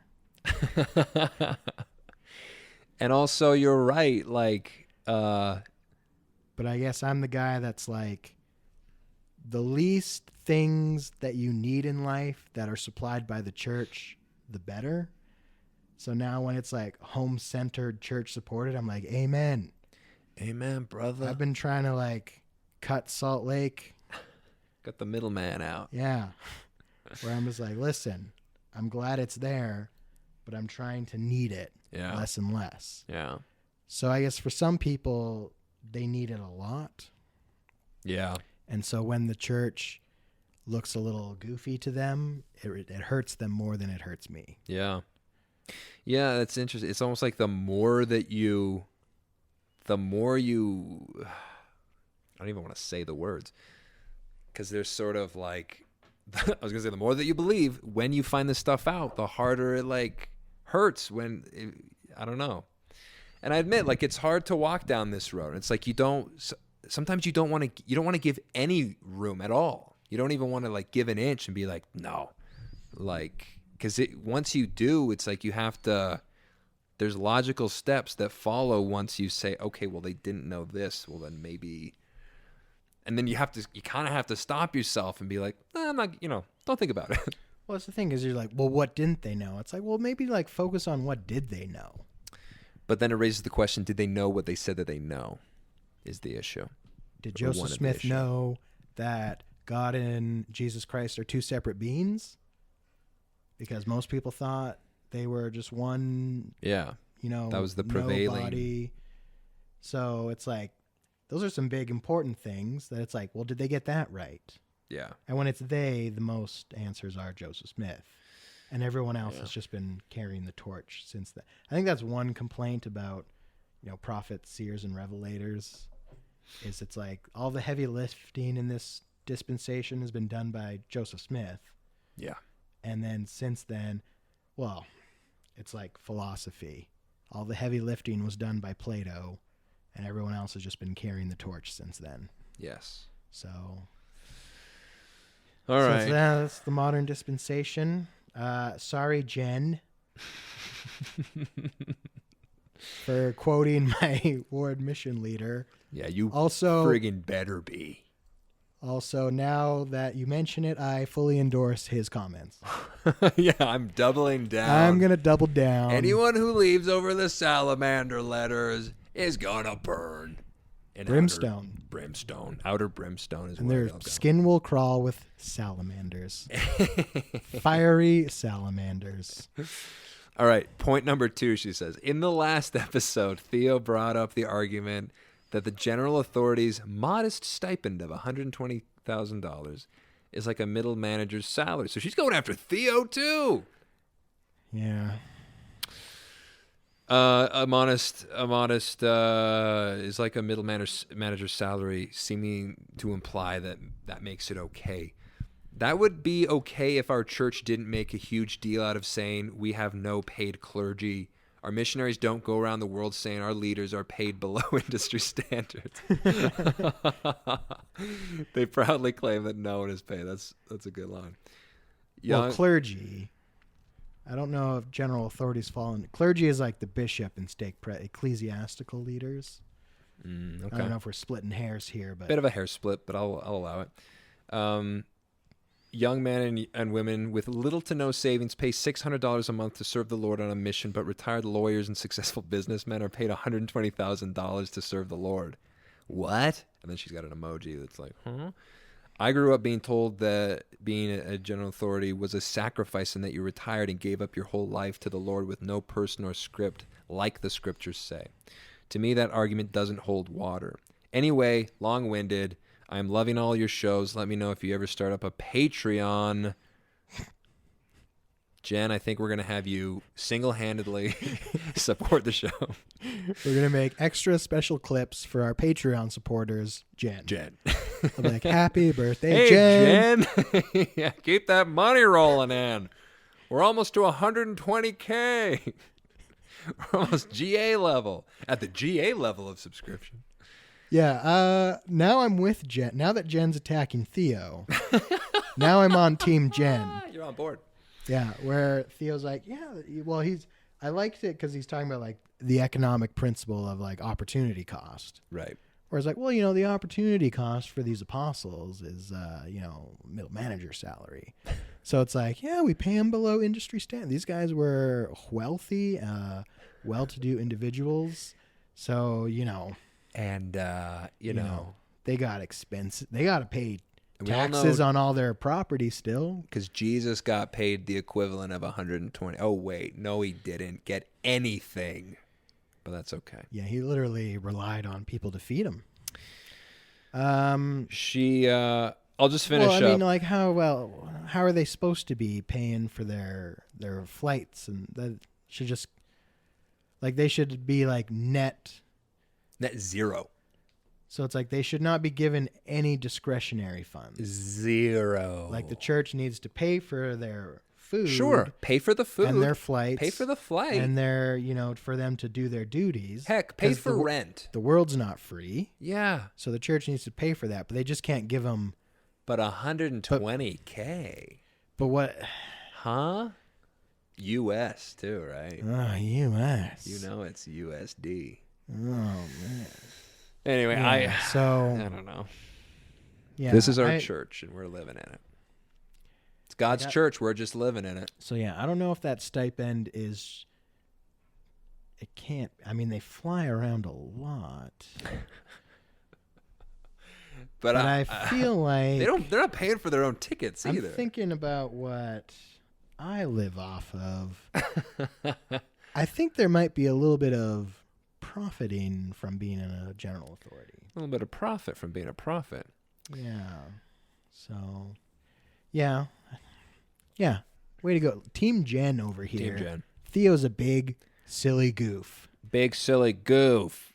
She continues. She says, let me know if you have a Patreon. I really think you guys could have a successful show that could cater to those that don't want the mockery and pessimism of most ex-Mormon podcasts, but still take the gospel lightly and have fun with all the weirdness. Keep it up, Jen. I think she's right. And I think, yeah, it's a safe place for people to come where you don't have to be, batted over the head with any sort of real anti-Mormon stuff. But I don't know. And maybe I'm too much, Lyndon. Do you think I am? I think you're borderline there, bucko. You need to say 10 nice things about the church right now. Top 10 nice things about the church. It feels good to do good. The community is some of the best people, some of my best friends, my family. It's top-notch people. The Book of Mormon is actually a book that really did change my life. It made me feel... I felt things as I read it. And I learned some really great lessons. And living by the things in the Book of Mormon, you're going to live yourself a good life, which brings me to point number, can we say 5 or 4? I think we're at 5. 5 or 4? You've had some little multi-points. Okay, let's say 5 is that if you live the way of the Mormon, the good Mormon, you're going to live a good life. You're going to stay out of trouble. You're going to avoid some potholes. Number 6, it teaches you how to function in society, the church. It really does. Serving a mission, speaking it from a young age in church, doing all of these things, very useful. I have no fear, really, of public speaking. Why? Because I was busting out 101 talks for kids when I was 6 years old. And that's the way to do it. Number 7 is we have a rich history, and I'm all about that history. I know it's one of the things that led me down a different path of belief. A rich, controversial history. But I honestly love it. I think it's so interesting. I think Joseph Smith is one of the most interesting guys of God's children to ever walk the earth. B.H. Roberts, in his book, Joseph Smith, Prophet Teacher, said he might end up being one of the most important Americans. Honestly. Yeah, truly. What else? I believe, I guess the last... I think you need at least 2 more. 2 or 3. I'll say the last 3 more. I'm gonna put them all down as personal religious things. I'm gonna say prayer. I learned about prayer from my parents in the context of the Latter-day Saint faith. And prayer is something that I think is extremely important because it brings me to point number 8, which is a belief in God. I just feel like it's important. It's just good to be. And here's the thing. No one can prove or disprove that there's a God, but I really think that there's a lot of space. There's a lot of space and room for even the biggest doubter to be like, there's something out there. And I think that there is, and I think that it's God, and He's our Father. And then lastly, wants us to follow the teachings of the Church of Jesus Christ of Latter-day Saints, as taught in another testament of Jesus Christ, the Book of Mormon. And I don't. Sometimes, God works in mysterious ways, and I think that He is definitely in the Church of Jesus Christ of Latter-day Saints. I really do think that. I wouldn't. I might say this. I don't know if He has the full. In fact, I'd say that He does not put the full monopoly of His Spirit and His power on the Mormon Church alone. I think He's in our church. I think there's a lot of good things in our church. I think obviously He loves all of His children, and He finds a way to talk to all of them in all these different churches. All right. And one 10 more. nice things about the church, and you end with some little pluralism note. Well, no, I got one more. Okay. Jesus Christ. I love Christianity, and I love Jesus, and I'm a real big fan, and living like Him, and living after His teachings. Awesome. Big fan. Nice. That's this my is testimony. Non-aggressive. This is with the knife. Yeah. Thank you. Nice. I appreciate Putting it that. sideways so it's less aggressive. Yes. I have not put the knife down, though. He loves that knife. Do we want... She has like one more... She wrote 2 emails. Oh, we're not even done. Okay. Man, there's so much content in this episode. Sorry, I forgot that I had to call Lyndon out on one other thing. Oh, jeez. I was just on Team Jen. She says, I like you, Lyndon. Just sometimes I feel like screaming at my phone with some things you say, but in a loving way. She's my Cheryl. Oh, Cheryl screams at me. Jen screams at you. okay. I don't remember what episode you were talking about polygamy and Warren Jeffs, and Lyndon made the comment that, well, our leaders... I like how she puts the well in there. Your classic well. Well, our leaders are in Salt Lake City preparing for General Conference, and Warren Jeffs is in jail for heinous crimes, polygamy, and married underage women, giving orders to his church, as if to say that this was an obvious sign that Warren Jeffs is a false prophet and a madman. Did he forget? Oh, don't read into that so much, Jen. Jeez. Did he forget that Joseph Smith also went to jail for heinous crimes, polygamy, etc.? And instead of preparing conference in 1839, he was sitting in Liberty Jail sending orders and revelations back to the church. I find it funny when members talk trash about Warren Jeffs. Okay. When he is more similar to Joseph Smith than our prophets are. We're going to read into what I'm saying. What I'm reading into this, Jen, is that you're a big Warren Jeffs supporter.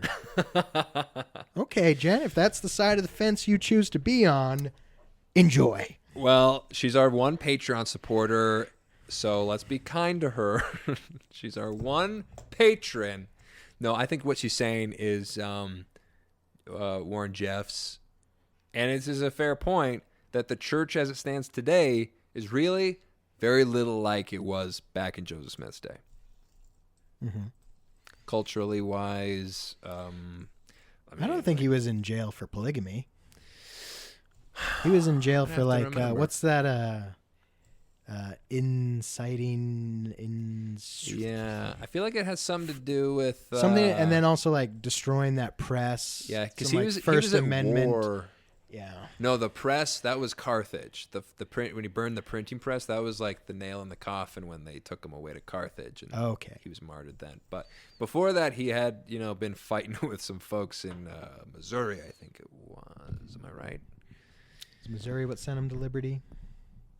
I forget. I got to brush Liberty, up on my... well, it was in Missouri. Well, Nauvoo was his last... That was where he...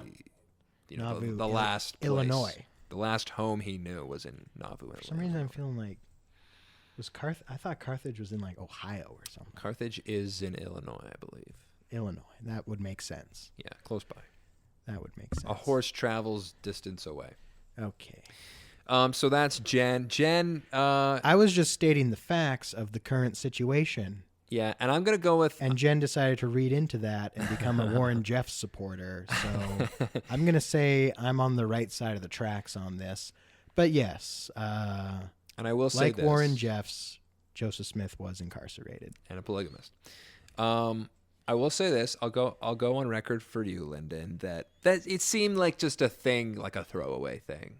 And there's a lot of this podcast is us throwing comments away. And we do not always mean what we're saying. Well, I meant what I said because it was true, especially if it's for comedic effect. which is a lot of things. Yeah. I'm just saying Warren Jeffs is in prison and President Nelson is not. That's fair. And that's true. And that's true. In the name of... I'll try not to be blasphemous. So you had... That's our email. Thank you so much to Jen. It honestly is like... It warms my heart that someone like listens to this. A, they listen. B, that they care enough to like write in and have feelings and opinions about it. And to our listeners everywhere, no matter where your level of beliefs are, whether you're a big fan of Warren Jeffs, a big Warren Jeffs supporter, you're just like free Warren Jeffs. It's all gravy. We're all inclusive here, and we want everyone to feel welcome, and we understand. And I'm sorry if sometimes you want to yell at me. And Lyndon, I think you have something you want to say to the other listeners. Sometimes you want to yell at me. Sometimes you want to yell at you. And you're sorry about that, aren't you? Not particularly. No, okay, that's fine. And neither am I. We say what we feel here. Hey, we're honest. If here. a podcast makes you want to scream, it's doing its job. It's doing its job. All right, so you had one more thing you wanted to, or not one more, but like I have here topical. So we did the email. Let me just cross this off. I love Kobe. Life is short. So come follow me. Oh, yeah. Come follow me. We did the email. You have a proposition for me, and there's topical drum. We have 3 items left to cover. Okay. So there's the big, come follow me. Yes. Is the church's new curriculum. The curriculum. It's the curriculum. Yes. For Sunday school and just everyone's like personal study because it's home-centered, church-supported. So it's the Latter-day Saints home study curriculum, which is just a suggestion and a guide, and it just so happens that the church-supported part of it is every other week they're going to be teaching from Come Follow Me, or just like covering the material that Come Follow Me covers, blah, blah, blah. Yep. And so that's that. So the drama came up with all these, mostly Salt Lake Tribune writers, those, anti-Mormon Mormons. Yeah. That's probably the thing people worry about is these like members of the church that just hate the church.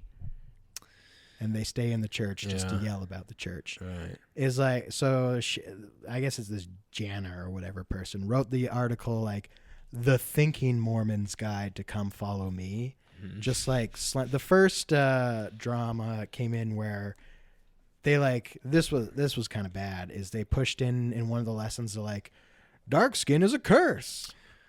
Ooh. And then people are like that's a racist and the church was like oh crap we meant to not put that in. Whoops, that was our copy of things to not put out. They're like that's from an old manual that we just copy pasted in.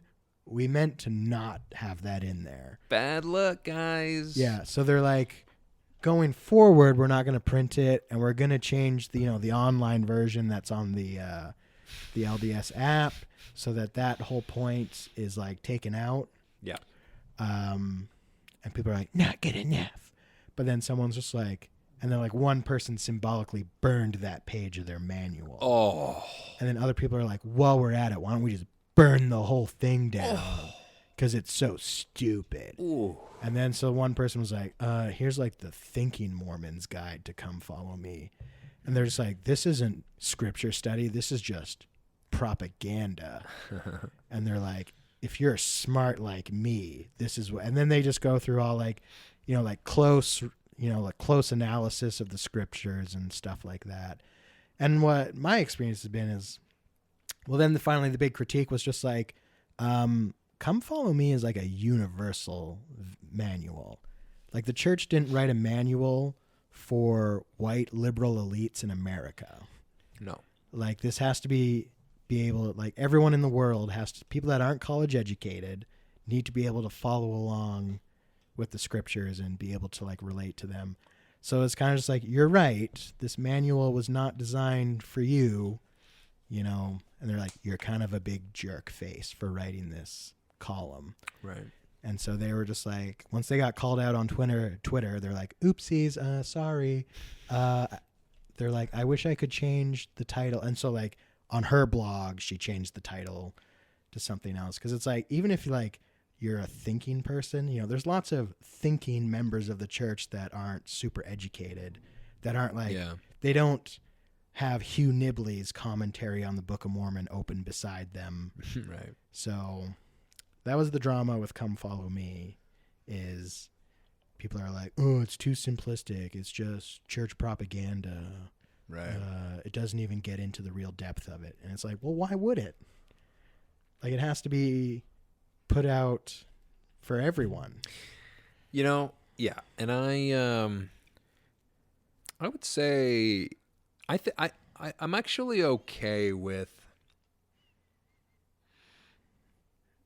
I was going to say, I'm actually okay with it being simple, like you said, because it is for a general audience, and that's what General Conference is so general, because it's for general audiences. And if you want,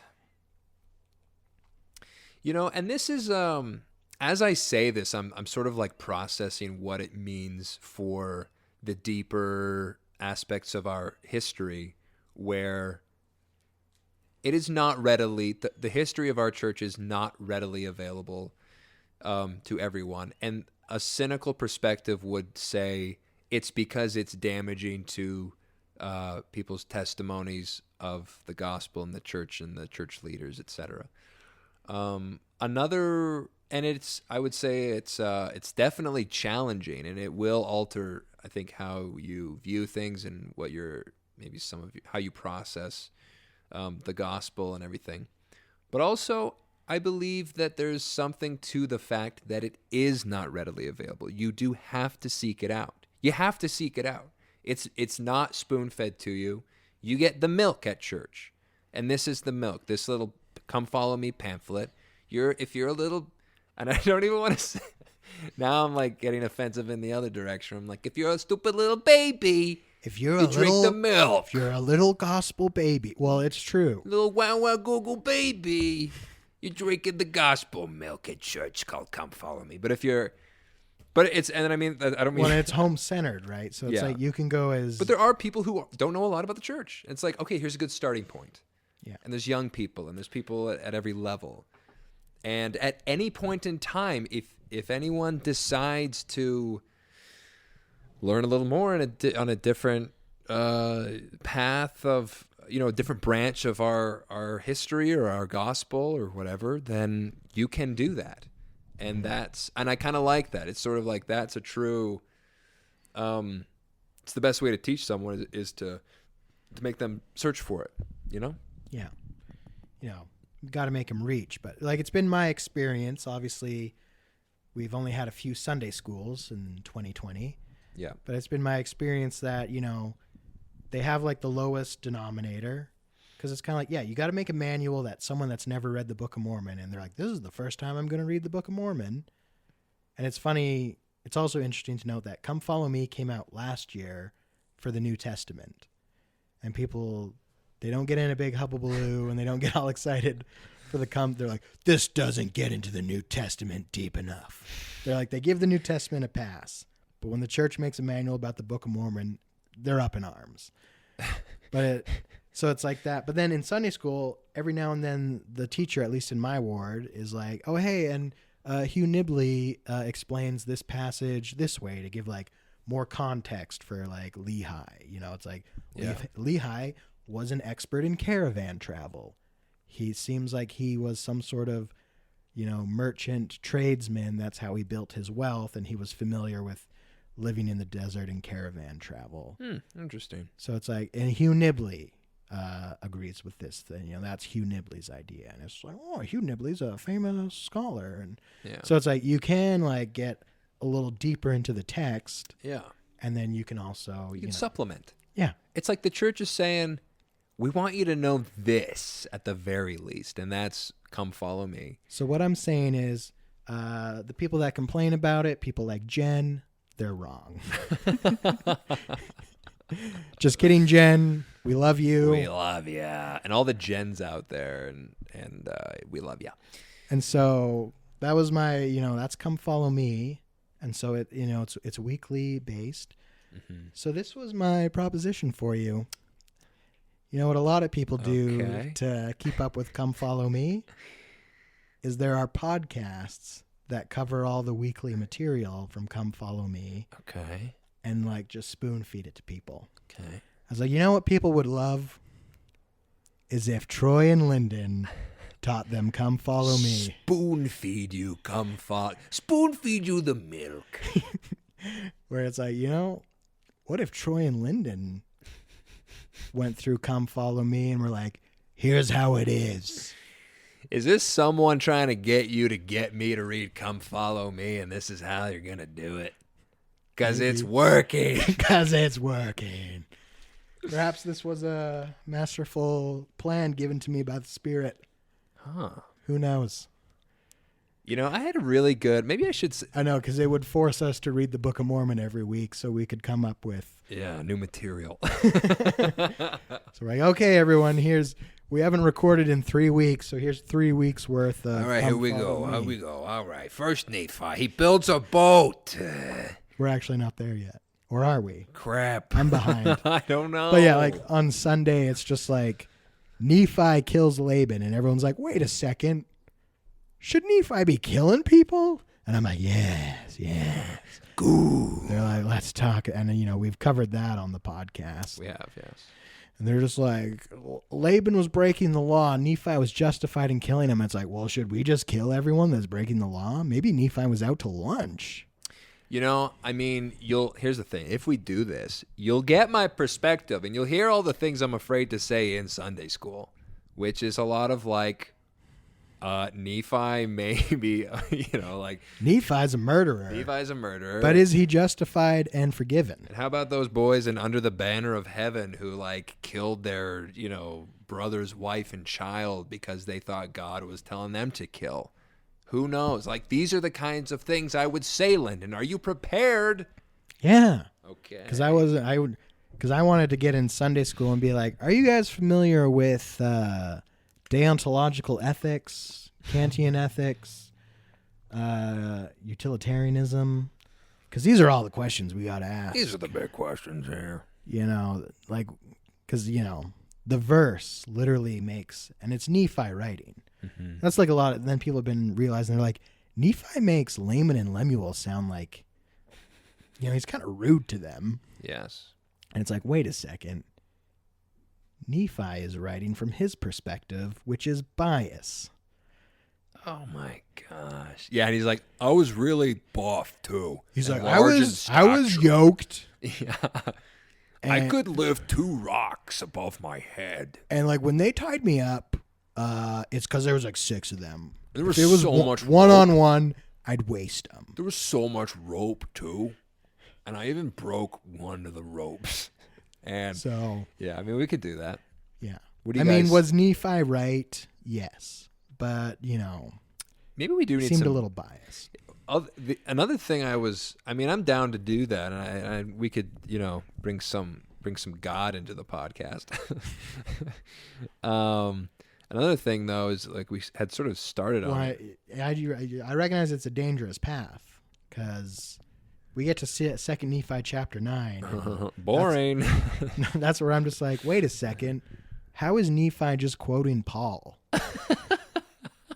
Why does this make any sense that he's quoting Paul? This is a direct, was this book written for a 1830s audience? Was this book written in 1830?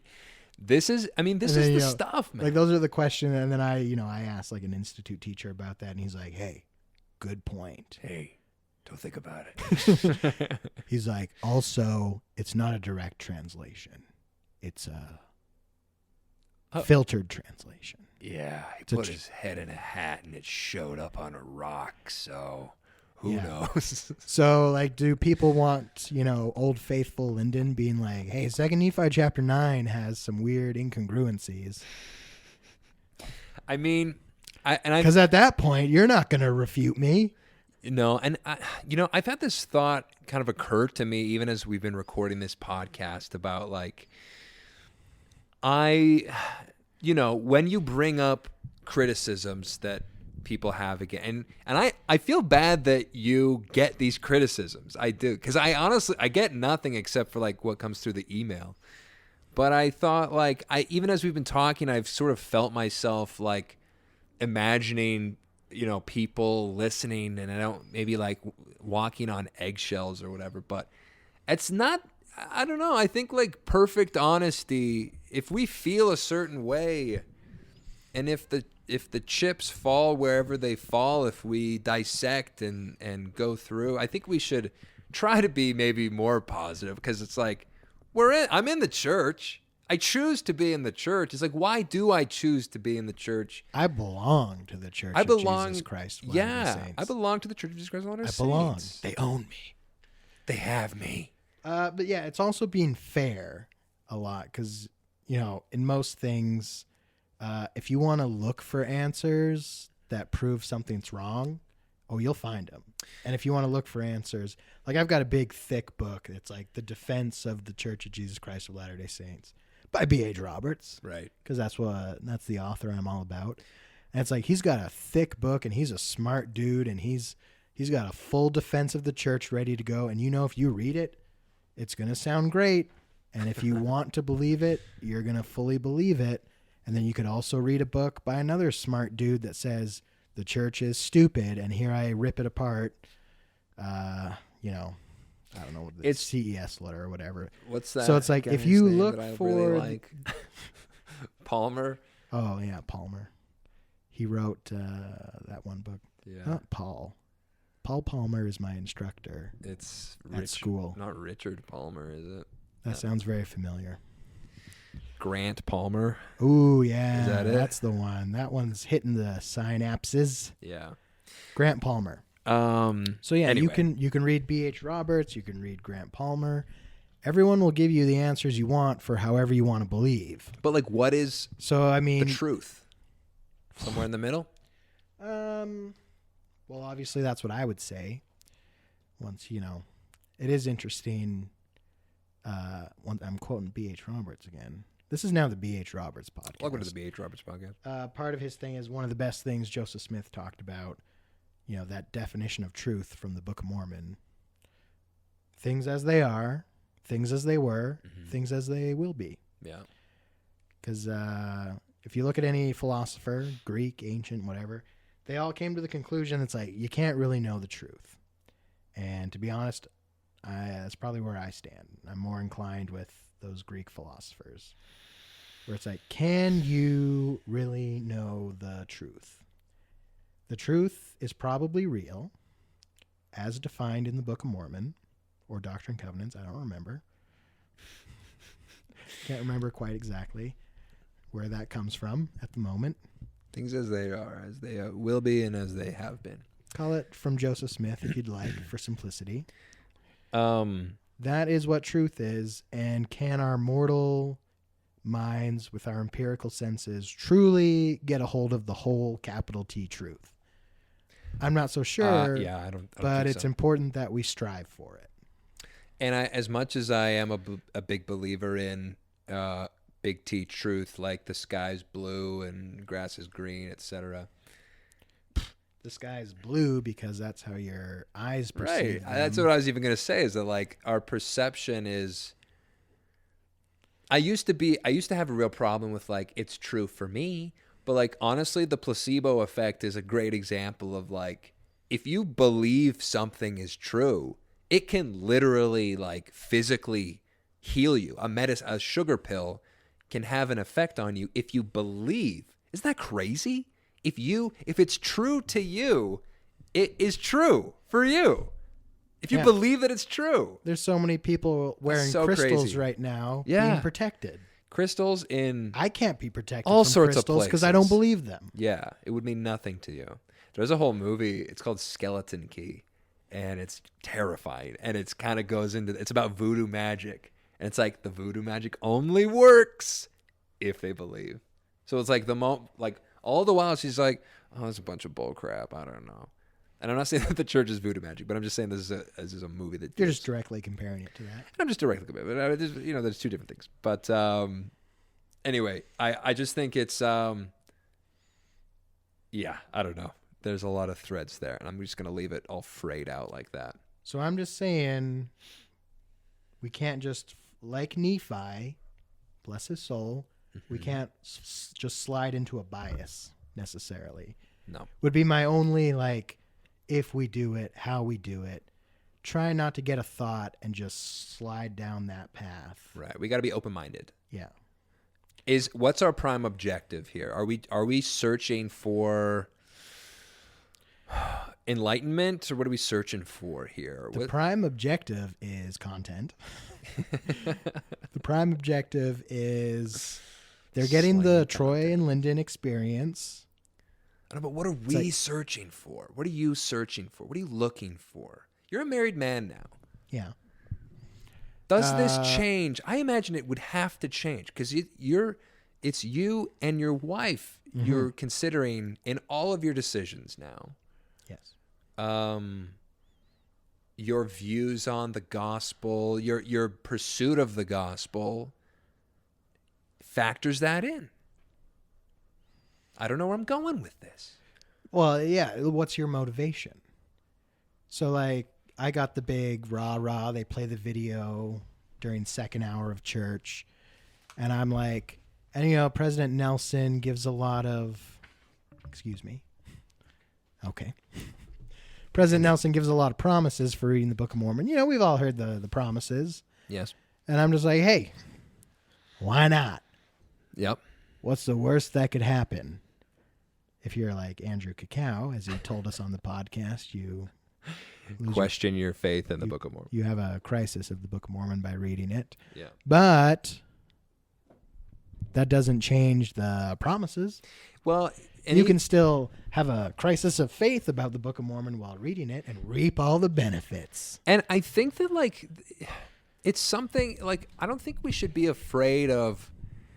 And sometimes I often think that and this is just speaking from, like, as a person who was there myself not super long ago, when you're fully believing, kind of literal believer in, like, all of the mystical aspects of the church, it's scary to think that maybe it's not.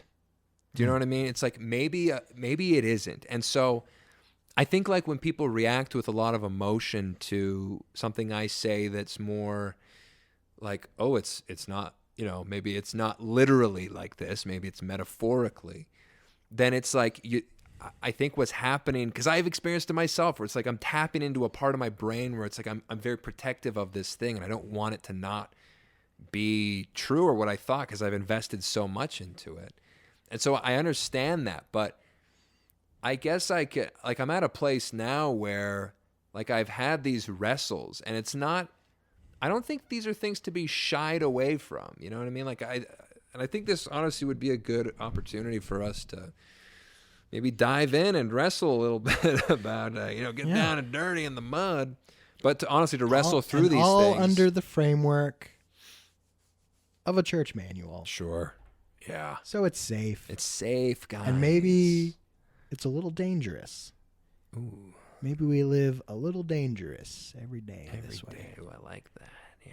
So it's a bit of a gambit where it's like, hey, maybe we're blessed immensely. Yeah. And we come to a greater understanding of ourselves, of God's plan for us. Mm-hmm. Maybe not. and it's just all for naught. So, yeah. But if you work through it, I believe you can get to just because I think people maybe stop when they get to it's like, oh, I read this and it, like, challenged my views of my testimony, and then I left the church, or then I just ignored it. And I don't think either of those are the right answer. I think it's like, go to war, wage war on these ideas, put them under the microscope, take apart the engine, look at all the pieces, and see if you can put it back together in a way that works for you. And I think some people might benefit from the close scriptural analysis of Troy and Lyndon. I think they would too, and I think we're going to do it. And I think it's and it's a shared experience. Yes. So it's like there's listeners at home who are like, yeah, I do come follow me. Follow along. I read along, and Yeah. I read the prompts they give you and the questions they ask. Yeah. And then they're probably sitting at home being like, I wonder what Troy and Lyndon think about this. Yeah. You know what? They won't have to think anymore. They don't have to think. We think for you. You're welcome. True. You're also welcome to think for yourself. But if you choose just to believe whatever we say, I accept. What if we did what if we made a Patreon and we made people pay for it? That would be hey, priestcraft. You want gospel truths? Cough it up. Hey, general authorities get a stipend. Hey, where's our stipend? We need one too. Yes. And they get theirs from their faithful followers, so why can't we? Why can't we? Oh boy. All right, I say we do it. Here's my question. Do we keep it do we do it as separate episodes? Chop it up a bit maybe so it's exactly what you're coming in for instead of you could probably record it separately. I think that's probably a good idea. You know. So we tried this before where we sort of separated out topical topics, doctrinal discussions, and friggin' interviews with people. Oh yeah, remember when we had guests? Remember that? Ugh. The guests would come on and talk about their mission, like the title of this podcast. The whole premise of the podcast was fulfilled, and we got not tired of it. I mean, there are some great episodes, but anyway, maybe we can bring that back. Who knows? Hey, maybe we could even have guests on to talk about what they read in the scriptures. Let's not get ahead of ourselves. Let's take it easy there, Lyndon. This was my surprise proposition for Troy, where he was going to have to make a decision about this. Yeah. While recording. He cornered me on the podcast. As soon as this turns off, I'm going to be like, absolutely not. You're like, I'm deleting that last 15 minutes. I have no time for this. Read the scriptures, heaven forbid. Heaven forbid. All right, let's look at our checklist, Linda. Come follow me. We covered it. Some weeks it's 2 chapters and some weeks it's 5. It's who designed this? Too much. I was like, well, I don't know. Maybe the page per week they evened out, but I mean, they slipped in the dark skin as a curse, so maybe they didn't look that carefully. Yeah, maybe kind of throws a bit of poop in the whole batch of brownies. I wonder, if someone's working on that and they're editing that and they see it and they're like, oh yeah, that was in the last Gospel Principles manual, and they're like, push it through, and then someone was like, wait a second. No, that's fine. It's fine. It's good. Put it through. We've already printed 500,000 copies. All right. And they're like, ugh. Sunk cost. They're like, it's going to be my head if I bring it up. Yeah. Let it come out on DesNat Twitter. Yeah. It'll be fine. Well, Lennon, we've been going for 2 hours now and 2 minutes and 8 seconds. And is this for real? Yeah. Wow. And here we thought we had nothing to talk about. We had so much to talk about. Well, and this is the part that most listeners hate. Well, we're rambling on. Let's just ramble on. Wrapping up. Here's the thing. Here's a solution. Here's a great solution for anyone who doesn't like A, the podcast, B, parts of the podcast. Don't listen to it. Skip it. Nah, turn it off. That's not a solution. Sure it is. Because these people are completionists. Okay, just skip to the end then. What if they miss a great joke? We have a beautiful punchline. Then friggin' listen. And stop complaining. Listen, man, I appreciate feedback, but also I don't want to be dictated to, It's like, this is our thing. This is our podcast. I appreciate feedback also. I appreciate it. Also don't appreciate but cut it out, go to another podcast that suits your needs more than this one. But if this is what you're looking for, heck, we're here to provide it. Spoonfuls of it. Milk and meat. Well, now, to their credit, okay, to their credit, they're also wishing we would wrap up right now. But to their credit, But why? they love the Who podcast. cares? Skip to the end. I'm just, I get it. Your voice. They want it. Perspective. They want it polished. concise. They want it concise. They're like, we love you. None of this is polished, man. This is rough. We, like Joseph Smith, are rough stones rolling. Yeah, man. we are. And like Mick Jagger and friggin' And like Keith Warren Jeffs, apparently. Richards, and we're Warren Jeffs, and we're rough stones, and we're rolling down a bumpy hill, and we're smooth at the bottom. Amen. And we're rough stones rolling down that hill because life's a mission. Amen.